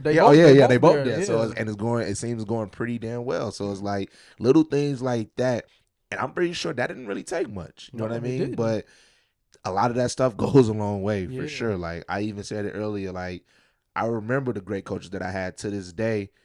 And a lot of the things that I've learned, like through sport from those good coaches and obviously from my parents, I take that into my adulthood. And kids remember a lot of things, bro. Yeah, bro. And they remember the things that the people that did right by them. They remember the people that did wrong by them. And a lot of those things affect them into adulthood. Yeah, for sure. Yeah, and everything you said is like the reason why I feel like that. Like go back to what we talked about with the coaching. The coaching role is just so important. Like you know what I mean. So I just live by, if you're not making somebody else's life better, then you wasting your time. You know what I'm saying? Because there's always somebody out there that need help, and if you blessed, then give back. You know what I'm saying? Give. We back, all bro. we got. Yeah, we all we got. I feel like we talk about Morton the most. Yeah, like they probably yeah. got most of our content on the page. But yeah, no, that's essentially though that we all we got. I mean, we all we got. I mean, it's a community thing at the end of the day, right? Yeah. You know what I mean? Like a community can feed like what's the I feel like I was gonna say a saying, but I don't want to botch it. But like at the end of the day, like a community helps everybody win at the end of the day. Yeah. And then and I feel like that's what we are working very, very hard to build a community. Like you said it all the time. Like we're really trying to not bridge the gap, but like kind of like the schools that are like the top dogs, like the Mount Carmels, and you know those schools with like the big brands behind them. How can we these other schools? How can we get them in the same conversation? Yeah, you know what I mean. Like even if they not even necessarily in the same class level, how can we get them in the same conversation? Sure. Or the kids that's coming from these schools, like the kids that's at the Mount Carmels and stuff, they don't need help with recruitment. But the kids that's like at these other schools, like you mentioned Mario, that didn't have an opportunity to play in high school because they didn't have enough equipment for him to play, or in his senior year, that was pretty much like kind of his only opportunity, and then he got hurt. Well, how can we, these underrepresented schools or these schools that's just not as good, how can we get these kids seen just like the other kids at the Mount Carmels and the St. Rita's and the MPs, you know what I mean? Like Morgan Parks and things like that. So, I mean, you say that all the time, and I feel like we talk about that all the time too. And that's essentially something that the off-season brand is for as well, is providing that platform for the kids in these communities at these schools that wouldn't have that spotlight on them normally. Yep. And providing the resources. And providing the resources. Everything that we can give to the schools, the athletes, the access. Like right now, we giving what we can get, and that's the information. You know what I'm saying? We get on the podcast and we make these reels, and we talk about certain things that are going on within the NCAA, within rules, within recruiting. Just things that people on average don't know, that parents might not know. You know what I'm saying? Kids can get NILs now? Yeah. Yeah, certain states. I know Illinois is one. Yeah, Illinois is one for sure. But I would imagine in the next 3-4 years, it'll probably be way national. More yeah, everybody will be able to do it, which is good, because I mean that's going to lead into another point of like, I'm so happy that now athletes can benefit from their name, image, and likeness at an early age. Because guess what? These same kids that we talk about that come from these environments in these neighborhoods, they problems don't stop when they at Michigan or at Ohio State running the ball. They parents, they brothers all still in the same spot. So at least now they could go in there, make a bunch of money, get their parents out the hood, take care of their family, and be good. Because you hear a lot of stories where it's like, man, my brother get killed while he at school, mama died. It's things that could be avoided if you just have that money to be able to take care of your family and get them out of that situation. So that's why I love that these kids can now get paid, because it's probably going to prevent so much hardship in their life. You know what I'm saying? Allow them to provide and help their parents and families and do stuff early on, and they don't have to wait 4 years until they get to the NFL. So I think it's the best thing that really could have happened. I mean, it was going to have its negative effects, but that in that sense, I think it's a no-brainer. So in the aspect of the negative effects, how do you think those things get prevented? Whether, because when money start flowing in, people want to latch on to it. Corruption people want to corrupt you. People want to, man, look, hey, bro, help out with this, and woo out the band, man. How do those things get avoided? It doesn't, because it's a nature. It's a product of it. Yeah, there's no way to get it. Like it's just being educated as far as financing. You know what I'm saying? Making management. You know, just getting an advisor in your ear to make good, sound decisions with your money. You know what I'm saying? Like that. That's just with anybody or anything. It's not NIL, sports, is anything in life. Like the basic fundamentals and principles of finances. You know, financial literacy. That's the best way. But if you don't practice these things, then you'll be subjected to the corruption, the overspending, and all that type of stuff. But yeah, it's just that same thing. So you just have to have people out there who are good, who are ethical, that are going to help these kids because they're going to need it. You know, whatever agents are out there, whatever advisors are out there, like, yeah, it's just about, you know, which is not going to happen though, if we be honest. Like how much do you think a coach plays a role in that? Because I remember even Nick Saban was talking about it a little bit. That's part of the reason why he retired, because a lot of times, like when the season, I think he explained something, and I don't want to misquote him, but I believe he explained something in the sense of when the season ended this past season, a lot of kids were coming up to him like, what's going to happen with me, my NIL? And they was more so talking about money and not development. What do you think a coach plays a role in that? Well, as far as them learning and knowing, learning just how to, like, cause like you said, when NIL, it's only going to grow more and more. And even with the deal with like school can actually pay the kids now, it's going to just get more and more bigger. What does the coach play a role in that to navigate through that process? Is it the coach's responsibility, or is it the kid's responsibility to find the team around them? Or is it the coach's responsibility to help the kid find the resources, put the proper resources around them? I think it's all. Or is it the parents? I think it's all parties involved should have some sort of responsibility. It's gonna get interesting, but I honestly would imagine that, because they even do this with the NFL. There are classes. Like there are classes for like management, money, stuff like that. They talking about like college courses. Or are you talking about like with the athletes? Like with the athletes specifically, like just specifically for NIL and rules and everything. Like I would imagine like that's what colleges are doing right now. So you think the school would need to help with that as well? Yeah, like it'll be funded by the school, or it'll be funded by the athletic department. I mean, because now it's separate. So yeah, because like I said, the NFL, like the pros do it. They have classes where advisors come in and you can take advantage of it if you want to, but most people don't. But yeah, you just have to be willing to understand how finances work. And I mean, if you don't care and you just for the money, you want to do what you want, then it's your loss. I mean, because you're an adult in a sense. Like, what can I tell you? You're a millionaire. What can I tell you? When kids is 18, 19, 20, bro, but I mean, hey, technically by law, yes, technically you are an adult, but if you're thinking of your psyche and your brain, bro, you're not an adult, bro. Like, I don't feel like I fully like got mature. Yeah.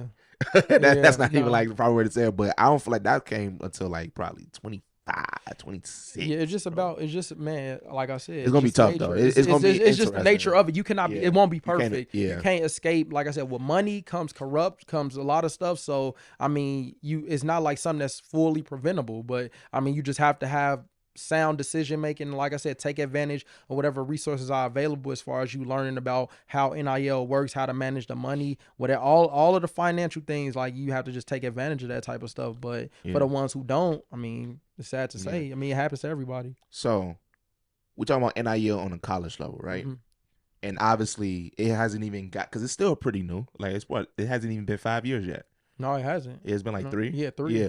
So like, even with that, like this hasn't officially, like on the college level, hasn't grown to where we can see it at yet, right?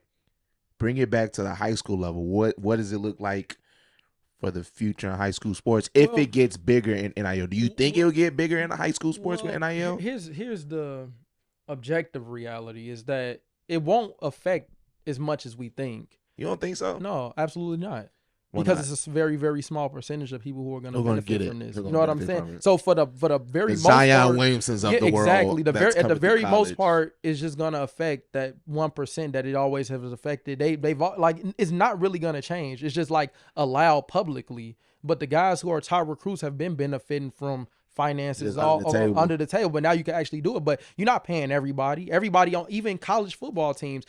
The whole team may benefit off of one person's success. So, like, you know what I mean? Like, if one person gets a NIL deal for the team, everybody may benefit, but each individual isn't getting $1 million, $500,000, $200,000. Then when you start talking about the lower level Division I schools, it's not happening. D2 is definitely rare. D3 possibly not happen Forget at all. about it. You know what I'm saying? So that's what I mean. Like the whole scope of Makes sense. college sports won't be affected. It's just gonna be that 1% of the Power 5 superstars that's going to the NFL anyway. That's going, so it don't really affect it too much. Like it won't affect it too much. I think it's like kind of blown out of proportion as far as like what we think it is. Like it's not Because that. it's new. Yeah, And 'cause like it's new, yeah. it's new, and like when new things come about and people don't quite understand it, there's Yeah. gonna be those like even I'm just asking crazy questions right now, but it's gonna be those crazy ideas or crazy questions about the unknown, because when you got the unknown, that just brings anxiousness to everybody. Yeah, and definitely. when you like, because for college football, like people, this ain't, like you said, people been getting paid in college football. Like top athletes been getting paid for the longest. Like Reggie Bush is a prime example. Johnny Manziel was on Club Shay talking about it. He was like, man, if what? Yeah, bro, like he said, I was the first NIL person. I was just, I never got caught with and it. that's what I'm saying. Like So it won't affect it a lot. The only big thing that I think is going to affect is that the NCAA will split, and there'll be a select few teams, which I keep saying there's going to be a professional league. Like it's going to be a professional college league where they're paid directly. It's contracts. It's not, because you won't be able to. It won't make sense. It won't make sense to compete in that sense if we're getting NIL, millions of dollars, all these recruits, and then is Ohio State gonna go play Northern Michigan? You know what I'm saying? Are they gonna go play other? You know what I'm saying? Are they gonna play lower level? It does nothing. Like it's not even fair. Is what I'm saying. It's not fair for that to happen, because there's no way you can win. You already was at a disadvantage before because of resources. We have better facilities. We have better whatever as far as the school goes. But now we can actually pay our players. Like FCS mid-majors cannot compete with FBS Power Fives. Like as far as money goes, and now NIL, there's no way. I think a lot of it is being driven by football, though. No. Yeah, no, football is the main driving force, I think. Yeah, but other schools, I mean, baseball, basketball, like, a little bit, but the major is football. Yeah, so even in that light, because, like, right, like, because you said something in the lines of, like, eventually you think they will create their own league. Would that be for just football, or would that be for all sports? Right now, I'm just speaking for just football, because football, that's the major. Like interesting. It would just be football. Like I see like the conferences, like the Big Ten will probably go, the SEC will go, the ACC. You know what I'm saying? Those type of conferences with those teams that generate a lot of revenue. Like we talking millions and millions of dollars that they generate. They could just pay their athletes directly. Everybody gets paid contract, 3 years, no transfer portal. What happens to the transfer portal if contracts come in place? Like you have to play here for 3 years. You can't leave. And now will it be trades in college football? That's gonna open a window. Yeah, will it be trades now? Like you could get traded to Ohio State. We don't even know like what it could be. That's where I foresee it going, because there's nowhere else to go from there. And you know what I'm saying? Like it gets difficult, because it's like a lot of this is being driven by football. Like even in the sense of with the college football playoff, right? Mm-hmm. Like the next one, the actual, it's going to actually be a playoff next year, and they made the conference realignment, but it happened to all the sports. Yeah. And football was the only one that couldn't really get it together with making it a college football playoff. I even thought that was like, man, they could have just separated this only for football to like figure something out. Like obviously I don't know everything, but they could have figured something out to make it just that the conference alignment just for football. Like it only affects football, but now it affects every other sport. Like now Oregon is in the Big Ten and USC is in the Big Ten for all their sports, not just football. But the reason why it happened was because of football. Because of football. So it's like it's gonna get trickle down. It's gonna get tricky, bro. Because I don't think NIL has nothing to do with that aspect. Maybe it does. Probably does. I'm sure it has something to do probably with it does. Yeah, I'm sure. It's gonna be interesting to say the least, bro. Yeah. So you think it's gonna be do you think it's gonna be a league created by the NCAA, or it's gonna just be separate? I think no, because they don't want nothing to do with the NCAA. The schools? Yeah, the schools don't want nothing to do with the NCAA. So I think it'll be something branched off. I could see some investors coming together and creating a college football league, and certain schools will join. Do you think that's a good thing or a bad thing? I think it's good. Because, I mean, if we're going that, we might as well treat it that way if it's going that way for the people that it applies to. You know what I'm saying? It's like not the schools, the Bamas, the Ohio States. The schools, because like I said, this is not going to apply to everybody. It doesn't make sense for everybody. But for the schools that's paying their athletes directly, they generate millions of dollars, Why do we need the NCAA? And how are we going to compete? Like, we all can't compete the same because every team won't have the same resources. Every team won't have the same amount of money. Like, are we talking about like cap space now? Are we talking about like, are we going to talk professional, or is it still Amateur. amateur. Like, it's not though. It is not amateur anymore. It's not. So I don't know how you have, how do you mix both? What defines amateur and professional? Getting paid.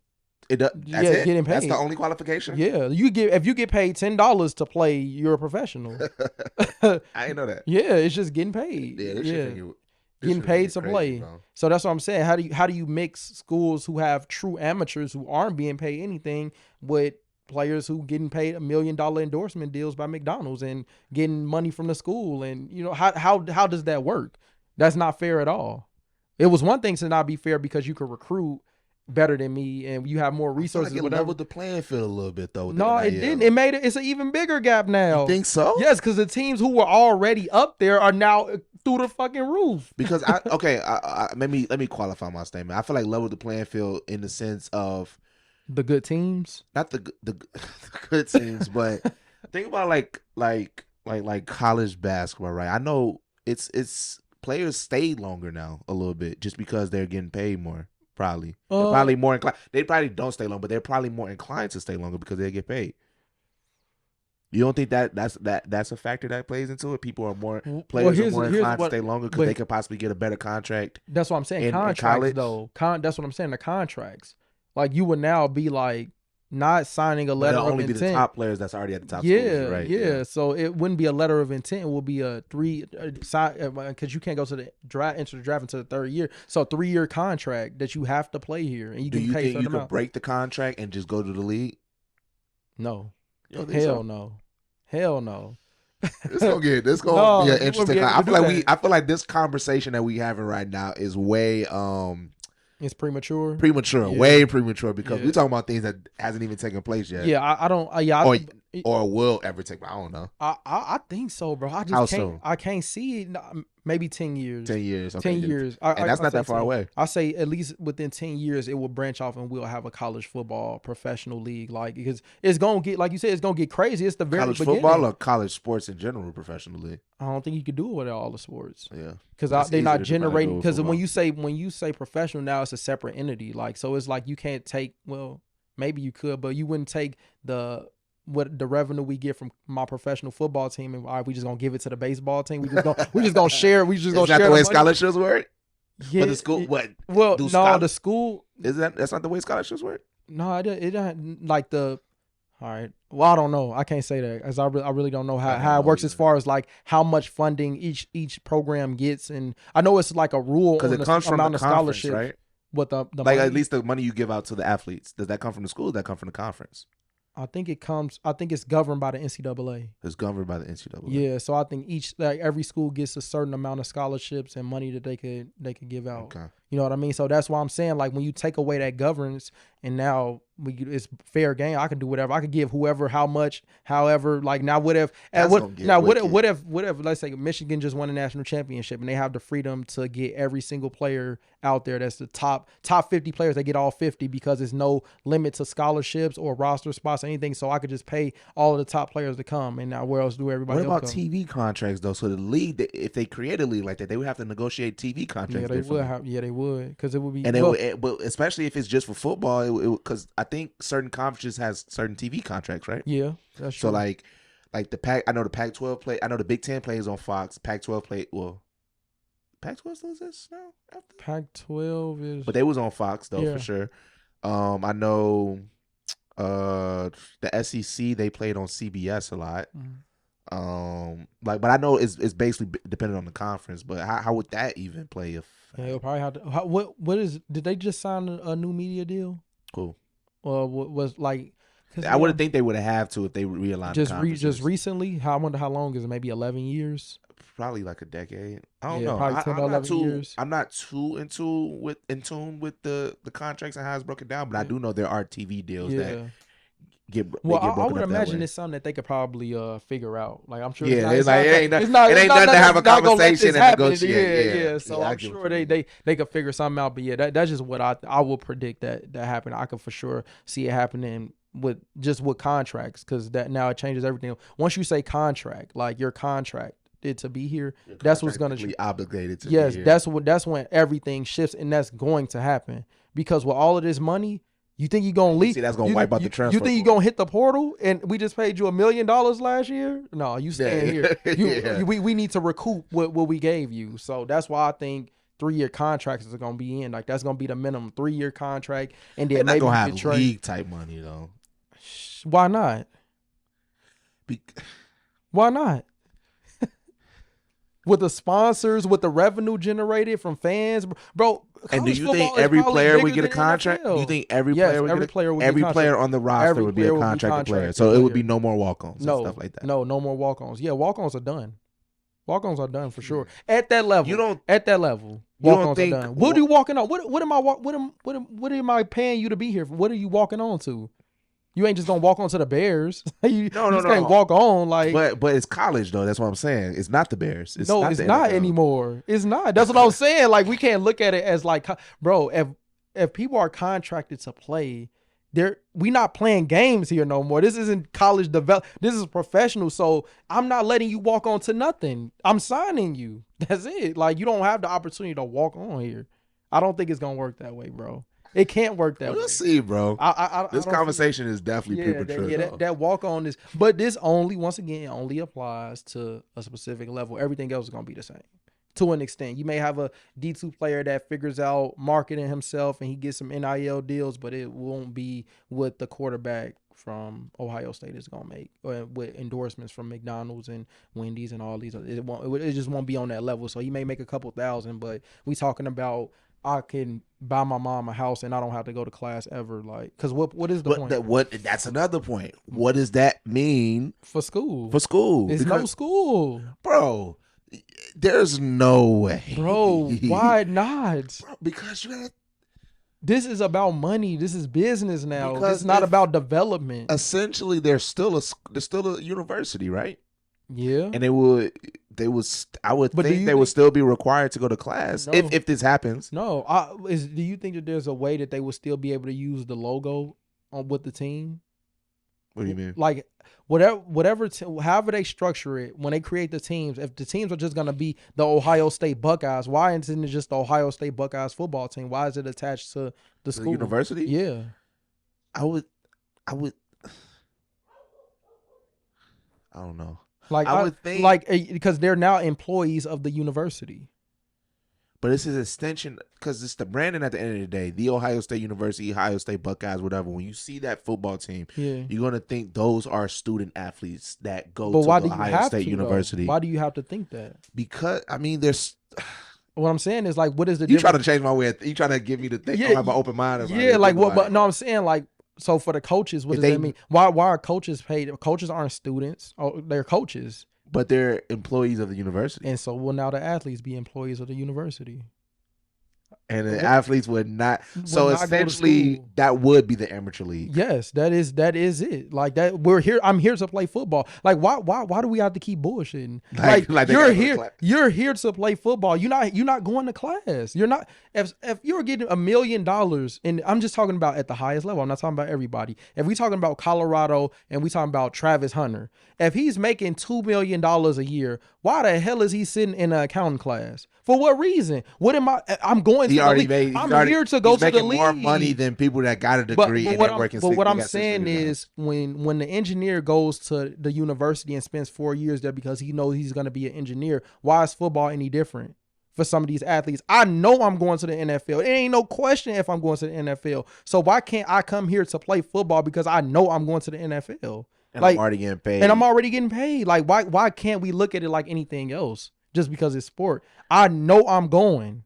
So what? I feel like I'm asking all these questions like this is a current thing right now. But this, like I said, this conversation is way premature. Yeah, but it sparks a lot of like discussion because I'm even thinking, bro, what is that What message are you saying for the kids now that's coming into high school and has aspirations? That you better work your ass off, and you could be in the same situation. But every kid is Won't not be. going to be in that same It situation. There's don't only a change. select few. It don't change nothing. It doesn't change the reality. It don't change the possibility. It don't change that this is what it is. Just like now, if you're looking at it from the scope now, where it's like you can go to college and make NIL and take care of your family. That is a small percentage. But now, if I'm a high school athlete, I'm like, damn, there's a chance I could be in my school this year in a classroom and next year make $1 million and take care of my family. Like, that's a real reality for me next year. It's not attainable for everybody, but it is a possibility. It is a reality. You know what I'm saying? So it's the same concept. It's like, okay, I can go to college. Well, I'm going to say go to college, but I could go to this league and then I can make it to the NFL from here. This could be my true pathway. Like, somebody's going to go through it. You know what I mean? It's a reality for some people out there. Not everybody, but just like making it to the NFL is what? 1.1%, 1% of making it. So why even play? Why go to college? Why do any of it with the hopes of being a part of that small percentage? Okay, so talking in the light, because we can go on this for days. Yeah, for sure. Talking in the light of what did just happen with schools being able to pay athletes now, what do you see as the immediate difference that we can see next season? Does that start next season, or is that a couple years until that can happen, or they can start paying their own? They can start. I think it's now. Yeah. So how does that change the landscape of NIL with that? Does that change the landscape of NIL? Does it change the landscape of NIL? With schools being able to pay their athletes now? No, I don't think so. Where does the NIL money come from? It comes from the boosters. Like NIL comes from businesses. It comes from anybody. It comes from anybody. You know what I'm saying? Like, not boosters, like, but like, even because schools. Because I know schools used to provide like NIL packages too, right? Not called NIL. It was like just like what's the word that they used? I'm drawing a blank. I don't know what it's called, but it's not called NIL. It's not NIL. It was like, I gotta read up on one. Yeah, it's money to get you through. Like, you know what I'm saying? Like, it may be like $500 or $1,000 just for like if you need food or if you need some. Like, it's kind of like that. I'm blanking on the actual term that it's called, but yeah, it's not. It wasn't NIL. It wasn't. I'm giving you this money because you Trey and you are the starting quarterback at our school and you generated this amount of or I want you to market our brand. Like, it wasn't that. It was like that was what everybody was gonna get. Like, it was just to everybody. So it wasn't like you getting paid for your name, your image, or your likeness. It was just you a part of the team. So how soon do you think contracts start with schools being paid in? As soon as next season? Not next season. But I think it's something that's gonna happen within that 5 to 10 year period. I think first comes the contracts, then comes the league. Cause then kids gonna be like, I gotta be here. Like, you gonna hold me to be here? Like, I'm not a professional. Like, I'm still in college. Like, and then especially because I'm pretty sure they will still have to go to school if they're just right now. Yeah. And it's like, if I gotta be here for 3 years and I'm like eligible to play, but do they still get paid? That's what I'm saying. Is like, it can't be an eligible thing. It can't be like this has nothing. You don't think that'd be a part of the contract? What, that you gotta? You don't think that'd be a clause to void the contract? Yeah, it probably if you're not be a eligible? clause. Yeah. If you. Man, this shit. But what I'm saying is like, bro. It's gonna not have anything to do with education. Like, this is straight wicked, football, bro. Just straight football. Like, bro, this is like. I'll call it back after this. But I think this is like really finna get wicked, bro. Yeah, no, I think it's gonna be cool, but I don't think it's gonna be. It's just gonna be professional, bro. It's just gonna be professional. But it's gonna be different, and I don't know, but I think it's gonna look different, bro. And I just don't know. I think my biggest concern about it all, and this is not me saying like I'm against all of that. It's like when things change, there's always a concern factor behind it because you just don't know what that change looks like. Right. That's what it really comes down to. Eventually, it become a new normal, and we're like, man, I remember a time it was different. But my only concern is what message, how it changes the landscape or whatever, because money just makes shit weird, bro. Like, it makes people uncomfortable and people in certain situations, whatever. Whenever money gets involved, it just makes shit more like weird in a sense. And my only thing when it comes to like the expansion of like the NIL and like athletes getting paid or whatever, even if it's only the top percentage, what message does that send to the younger kids? As far as like just just leave it as that. Like anything. What message does it send? What message is it gonna give off? And I'm not saying it's an answer to that right now. Yeah. But I'm saying like that's the biggest concern for me. Like, what message is it gonna send off? Is it gonna be good, bad, a little bit of both, more bad than good, more good than bad. We don't know. I think that with money is always more bad than good. That's what I'm saying. what That's I my think. biggest I concern, think bro. whenever Like, I money don't gets know. involved, it's more bad than It gets good. weird. It gets wicked, bro. It's no way around it because it has to be this way. It makes me feel comfortable, Especially with the expansion of like social media and yeah, like everything. you it can't makes it like more, for them to not be paid is almost disrespectful because we know that y'all are NCAA is generating. I know they billions should. of dollars. Yeah, they like you should know what I'm be saying. Like paid. it has to be this way. Like these kids are going and putting their lives on the line. You know what I'm saying, for universities and not to be compensated for it. Like it can't. And they can lose their scholarship if they Yeah, get hurt, right? yeah, like it's a lot of So I just think it just has to be this way. When money is being generated, the workers have to be compensated. Like it's just really that simple. Now, how are they going about it the right way? I mean, I don't know. And then going back to like the education aspect of it, like, yeah, that's over with because they aren't going now. but even because you got to think though, like, because we was just talking about. And obviously like I gotta keep saying this conversation is way premature because we're not there yet. Right.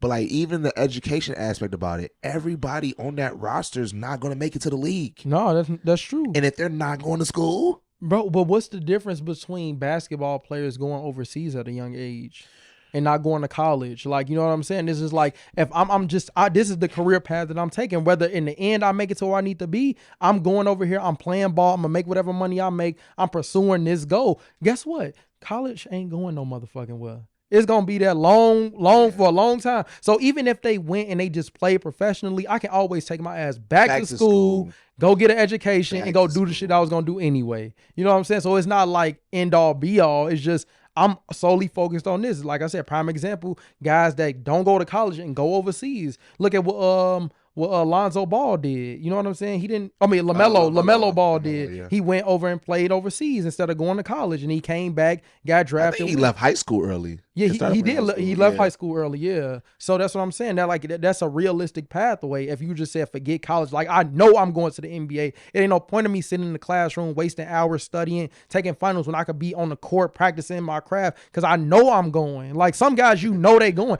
I don't know how good you're gonna be, but you know they're going. Like so, why can't we look at it as anything else? The doctor that goes to school and wants to be a doctor, he know he's gonna be a doctor. And he gonna go through everything he got to do to be a doctor, and nobody's stopping him. You know, nobody's stopping her. So if I know I'm trying to be a football player, this is what I'm doing. And you know what I'm saying? And it's not a guarantee. Even people with their majors, they go to school. It's not a guarantee that they get a job in a major. It's not a guarantee that you gonna become the engineer that you want to be. Shit happens, but nobody's stopping you from going to get your degree. And, right, bro. You know what I'm saying? So it's just, I just think it's the sport aspect. It's just like it's just more so like I it goes back to, like I said, this conversation is premature. Yeah, but I get concerned about the message it's going to send to the younger kids. And then even the kids because in reality, I see 18, 19-year-olds as kids, bro. Yeah, like, definitely. Because they're not fully developed and they haven't fully experienced life.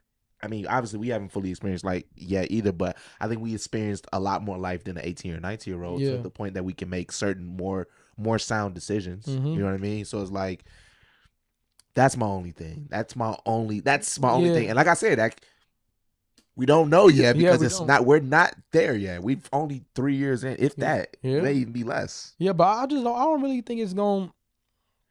I don't know. I don't think it's going to change much. It's just going to add on what money adds on. People going to get sued. You know what I'm saying? A lot of court. Even right now, it just happened where I don't even know. I can't even say it exactly, but I know an athlete, I forgot what school, maybe Florida or something like that. He's suing another college because they promised him some NIL stuff. It didn't come through. So now he's suing them because he didn't get the money they was promised and he left the school. So that has already happened. Now that's the type of shit that's going to happen. Like just agreements, broken contracts, all that stuff, things that come with money and contracts. That's all that's going to happen. But as far as the game itself, I don't think it's going to affect the game itself. And we have more watered down. You know what I'm saying? The game is going to be the game. Yeah, the game, yeah. Because you're going to always find talent. You're going to always find people that, like, the game is going to be the game. Yeah. What I'm concerned about is outside of the game and that message that it's bringing and how, like, even in those, like, say, even in those legal fees, like, not legal fees, legal situations, will we see instances where schools are suing players now? Yeah. Yeah. Who's protecting these? Like, we're not there yet. I don't want to ask, bro, like, but that's just the nature of it. That's the nature. what's gonna get That's the weird, nature bro. of business, money, and contracts. Yeah, like bro. we know athletes are gonna Money, break. bro. Money is- Well, I'm not gonna say contracts yet because there's no contracts. They're not exist. contracts yet, But yeah, but just with I'm that's what I'm sure. saying, we speaking But I'm prematurely. still sure that there are like there are things like clauses in these NIL deals. Like you gotta post this amount or you gotta say this probably. amount. You know what I'm saying? So I'm sure to be athletes that may Social break it media and say, presence. yeah, you know. So it's gonna come as nature, like, you know. But hey, I mean, I just think this is the way it has to be. I wouldn't want it any other way, honestly, just because of the fact that athletes been getting fucked for a long time. But I and- just see it as another opportunity to fuck athletes in a way. But maybe not. But also, I just see that there's some gray area of how an athlete can potentially get fucked over in this situation. Oh no, it is a lot. But it's just with that comes, you know, And then have nothing to fall back on. that's I the don't know. nature. That's the nature of the beast that we dealing with. But it's like if you either want to get paid or you don't. You either for getting paid or you don't. But these are the structures that are put in place. If you want to get paid and you want this to happen, this is what has to exist. Or we could just go back to nobody getting shit and we NCAA making billions of dollars and nobody getting paid. Fuck it. You know what I'm saying? So it's like I think that's a good way to end the topic. Like, you want it this way, you want it that way. You can't have both, though. So you pick can't your have poison. a perfect world, you know. Yeah, So we just gotta pick which one we want. So I would have to say I'm on the side of the kids getting the money. The kids definitely Yeah, just because I know. I Simply, just want to make sure we always doing right by the kids. Yeah. I just Yeah, just bro. something about me that I just see and this is some type of predatory action being on kids Bro. when it comes to the money situation, bro. But this is kind of something that could be down the line before us, like, you know, venturing off into like representation and you know, educating ourselves on the We don't know process and what how could it works. possibly exist when things Yeah, you know what I change, mean. yeah. And then we could be, you know, we could advise young athletes who are getting NIL deals on their money and finances and what to look for. Like that's Business model evolves with the times. Exactly. So, you know, Gotta evolve with the times. at least we know that we'll be doing our part in trying to help, you know, things be the right way. So that's all you could do is do your part, man. It's good versus evil, bro. It's people out there that's gonna do bad and want to, you know, their take only advantage. intention is purely to do bad. Yeah, and it's people like, you know, us who want to do good and want to help serve the kids. So it's just a battle of good and evil, man. And I think we could somehow find a balance between the two and help people, you know, not get taken advantage of. But some people are going to. It's innate. It's no way to save everybody. So it's unfortunate reality, but it is the reality. Unfortunately. Unfortunately, Unfortunately, man. Is there any other topics? We've been going for a long time. We probably wrap it up. Yeah, we went for another 30. Yeah. So I kind of want to explain. This off-season podcast, episode 21. Now, but it's crazy though. Like we were just talking about it. I think this is probably more of the content that we probably should start creating more, just to be more consistent of the full length.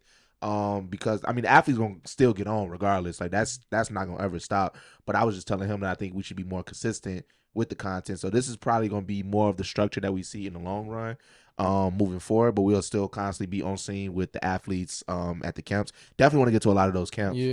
Before the summer is up, and then, you know, when the season, we still gonna be providing coverage to a lot of people as well. You want to mention something about what did you want to mention? What you want to say? Yeah, so just going back to what we talked about just with the community. Like we talked a lot about Dalton, and you play for the Dalton Bears, and you know, just you know, just that community over there in Dalton. Bears, bro. Yeah, so and us, you know, helping people and wanting to do things as far as like growing brands and businesses and different things of that nature, and just having, you know, like our family having the liquor store in Dalton, and then now upcoming like getting a new store built, which is probably gonna be one of the biggest businesses in Dalton, and then doing that, like shout out to like my father-in-law Patrick, like him putting in this work to, you know, provide, you know, jobs for people in the community and doing different things within like event space, and it's supposed to be a bar and, you know, a restaurant, just different things, and bringing something that hasn't been brought to the community where you can have like, you know, art shows and different informational things, seminars, master classes in this event space where you could teach a lot of the younger kids, you know, in that area, you know, about the things that we talk about, you know what I'm saying? So it's just like it's opening a lot of opportunity. Yeah, open up more opportunity. I think it's just like just seeing it being done, you know what I mean? You don't typically see that. Like that's something that you don't see for sure black males doing, especially going to like those type of neighborhoods and trying to do something like that, that could benefit Dalton the probably environment. needs it more than ever now. Yeah, like the kids that go to Thornridge, you know what I'm saying? They don't have a lot of resources. They don't have a lot of people, wanting to give back to them and help them out. You know what Kids I'm in saying? those sport Like, programs. yeah, so it's just like just continuing that idea of like helping the community and really, providing those resources. Like it's just bigger than sport. You know what I'm saying? Just the things that we can be involved in. So yeah, it's just definitely something that I want the community to know about, and anybody else that may be interested to know about. Is like it's people out there willing to help and willing to build for the community. And it's just like I said before, if you're not making somebody else's life better, then you're wasting your time. So it's just like always just wanting to to build and do things to progress other people. So exactly. I feel like you want to touch upon. Should we touch upon the production services as well? Or? Yeah. So another thing that we actually been working on behind the scenes too is providing production services to individuals that may want to get into content creation, or for small businesses that don't have a presence on social media or a marketing presence at all. We pretty much, should we mention the name? What? I mean, should I just call it Team Productions? Just say what it is? Yeah, Team Productions.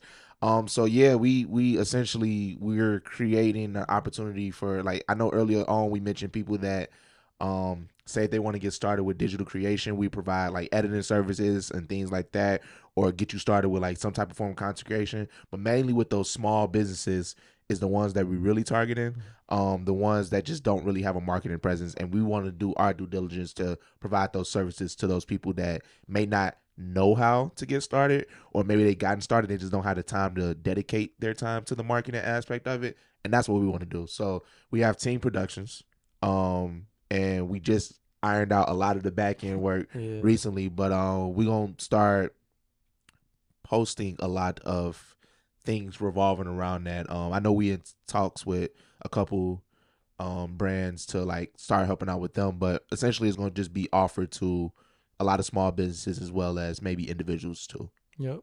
So yeah, I'm excited about that. Yeah, bro. Definitely. I'm most excited about that. Like that's cool. Like I said, I think that's so important though, bro, because like, I mean, everything is going, whether we like it or not, technology is only getting better. Everything is going digital. Everything is going to the internet and social, and then I don't even want to get into talks about AI and all of that, but shit is changing, bro, and it's, we really gotta, I think our goal is to get people to adapt with the times through, digital. You know what I'm saying? Marketing, if you're not on social media marketing your business, you kind of really losing. Not saying your business is not successful, but you not really tapping into the maximum potential of what your business could be at if you're not really into the social media marketing or just the digital marketing space in general. You know what I mean? Like, nobody cares about flyers anymore. People care about it being on the social media. Nobody cares about intensely reading newspaper articles. People care about their highlight videos being on the internet. Like, so stuff is changing and people are thinking about technology differently, especially through social media. And we want to make sure we're bridging that gap to help small businesses and individuals get with the times. Definitely. I think that was well said. Yeah, that was. But yeah, anything else you want to mention? No, that's it. Yeah. So this off-season podcast, episode 21, we're gonna keep it coming. We're gonna try to be more consistent with this form of content, and then we're gonna still get the athletes on. Football season is coming up, so we do also got a lot of stuff coming with the football stuff. I won't speak too much on that, but TBD. But we want to really start providing that more media aspect coverage of certain conferences. We won't announce that yet, but doing more like media articles and just more coverage overall. For a lot of these football programs that's coming up, and then we'll continue from there. But follow our socials, follow the YouTube podcast. The off-season podcast. Oh yeah, the off-season podcast. I forgot you changed to that. Yeah. But yeah, this off-season podcast, episode 21, and we out. That was long. I think we can probably. That was some work right there.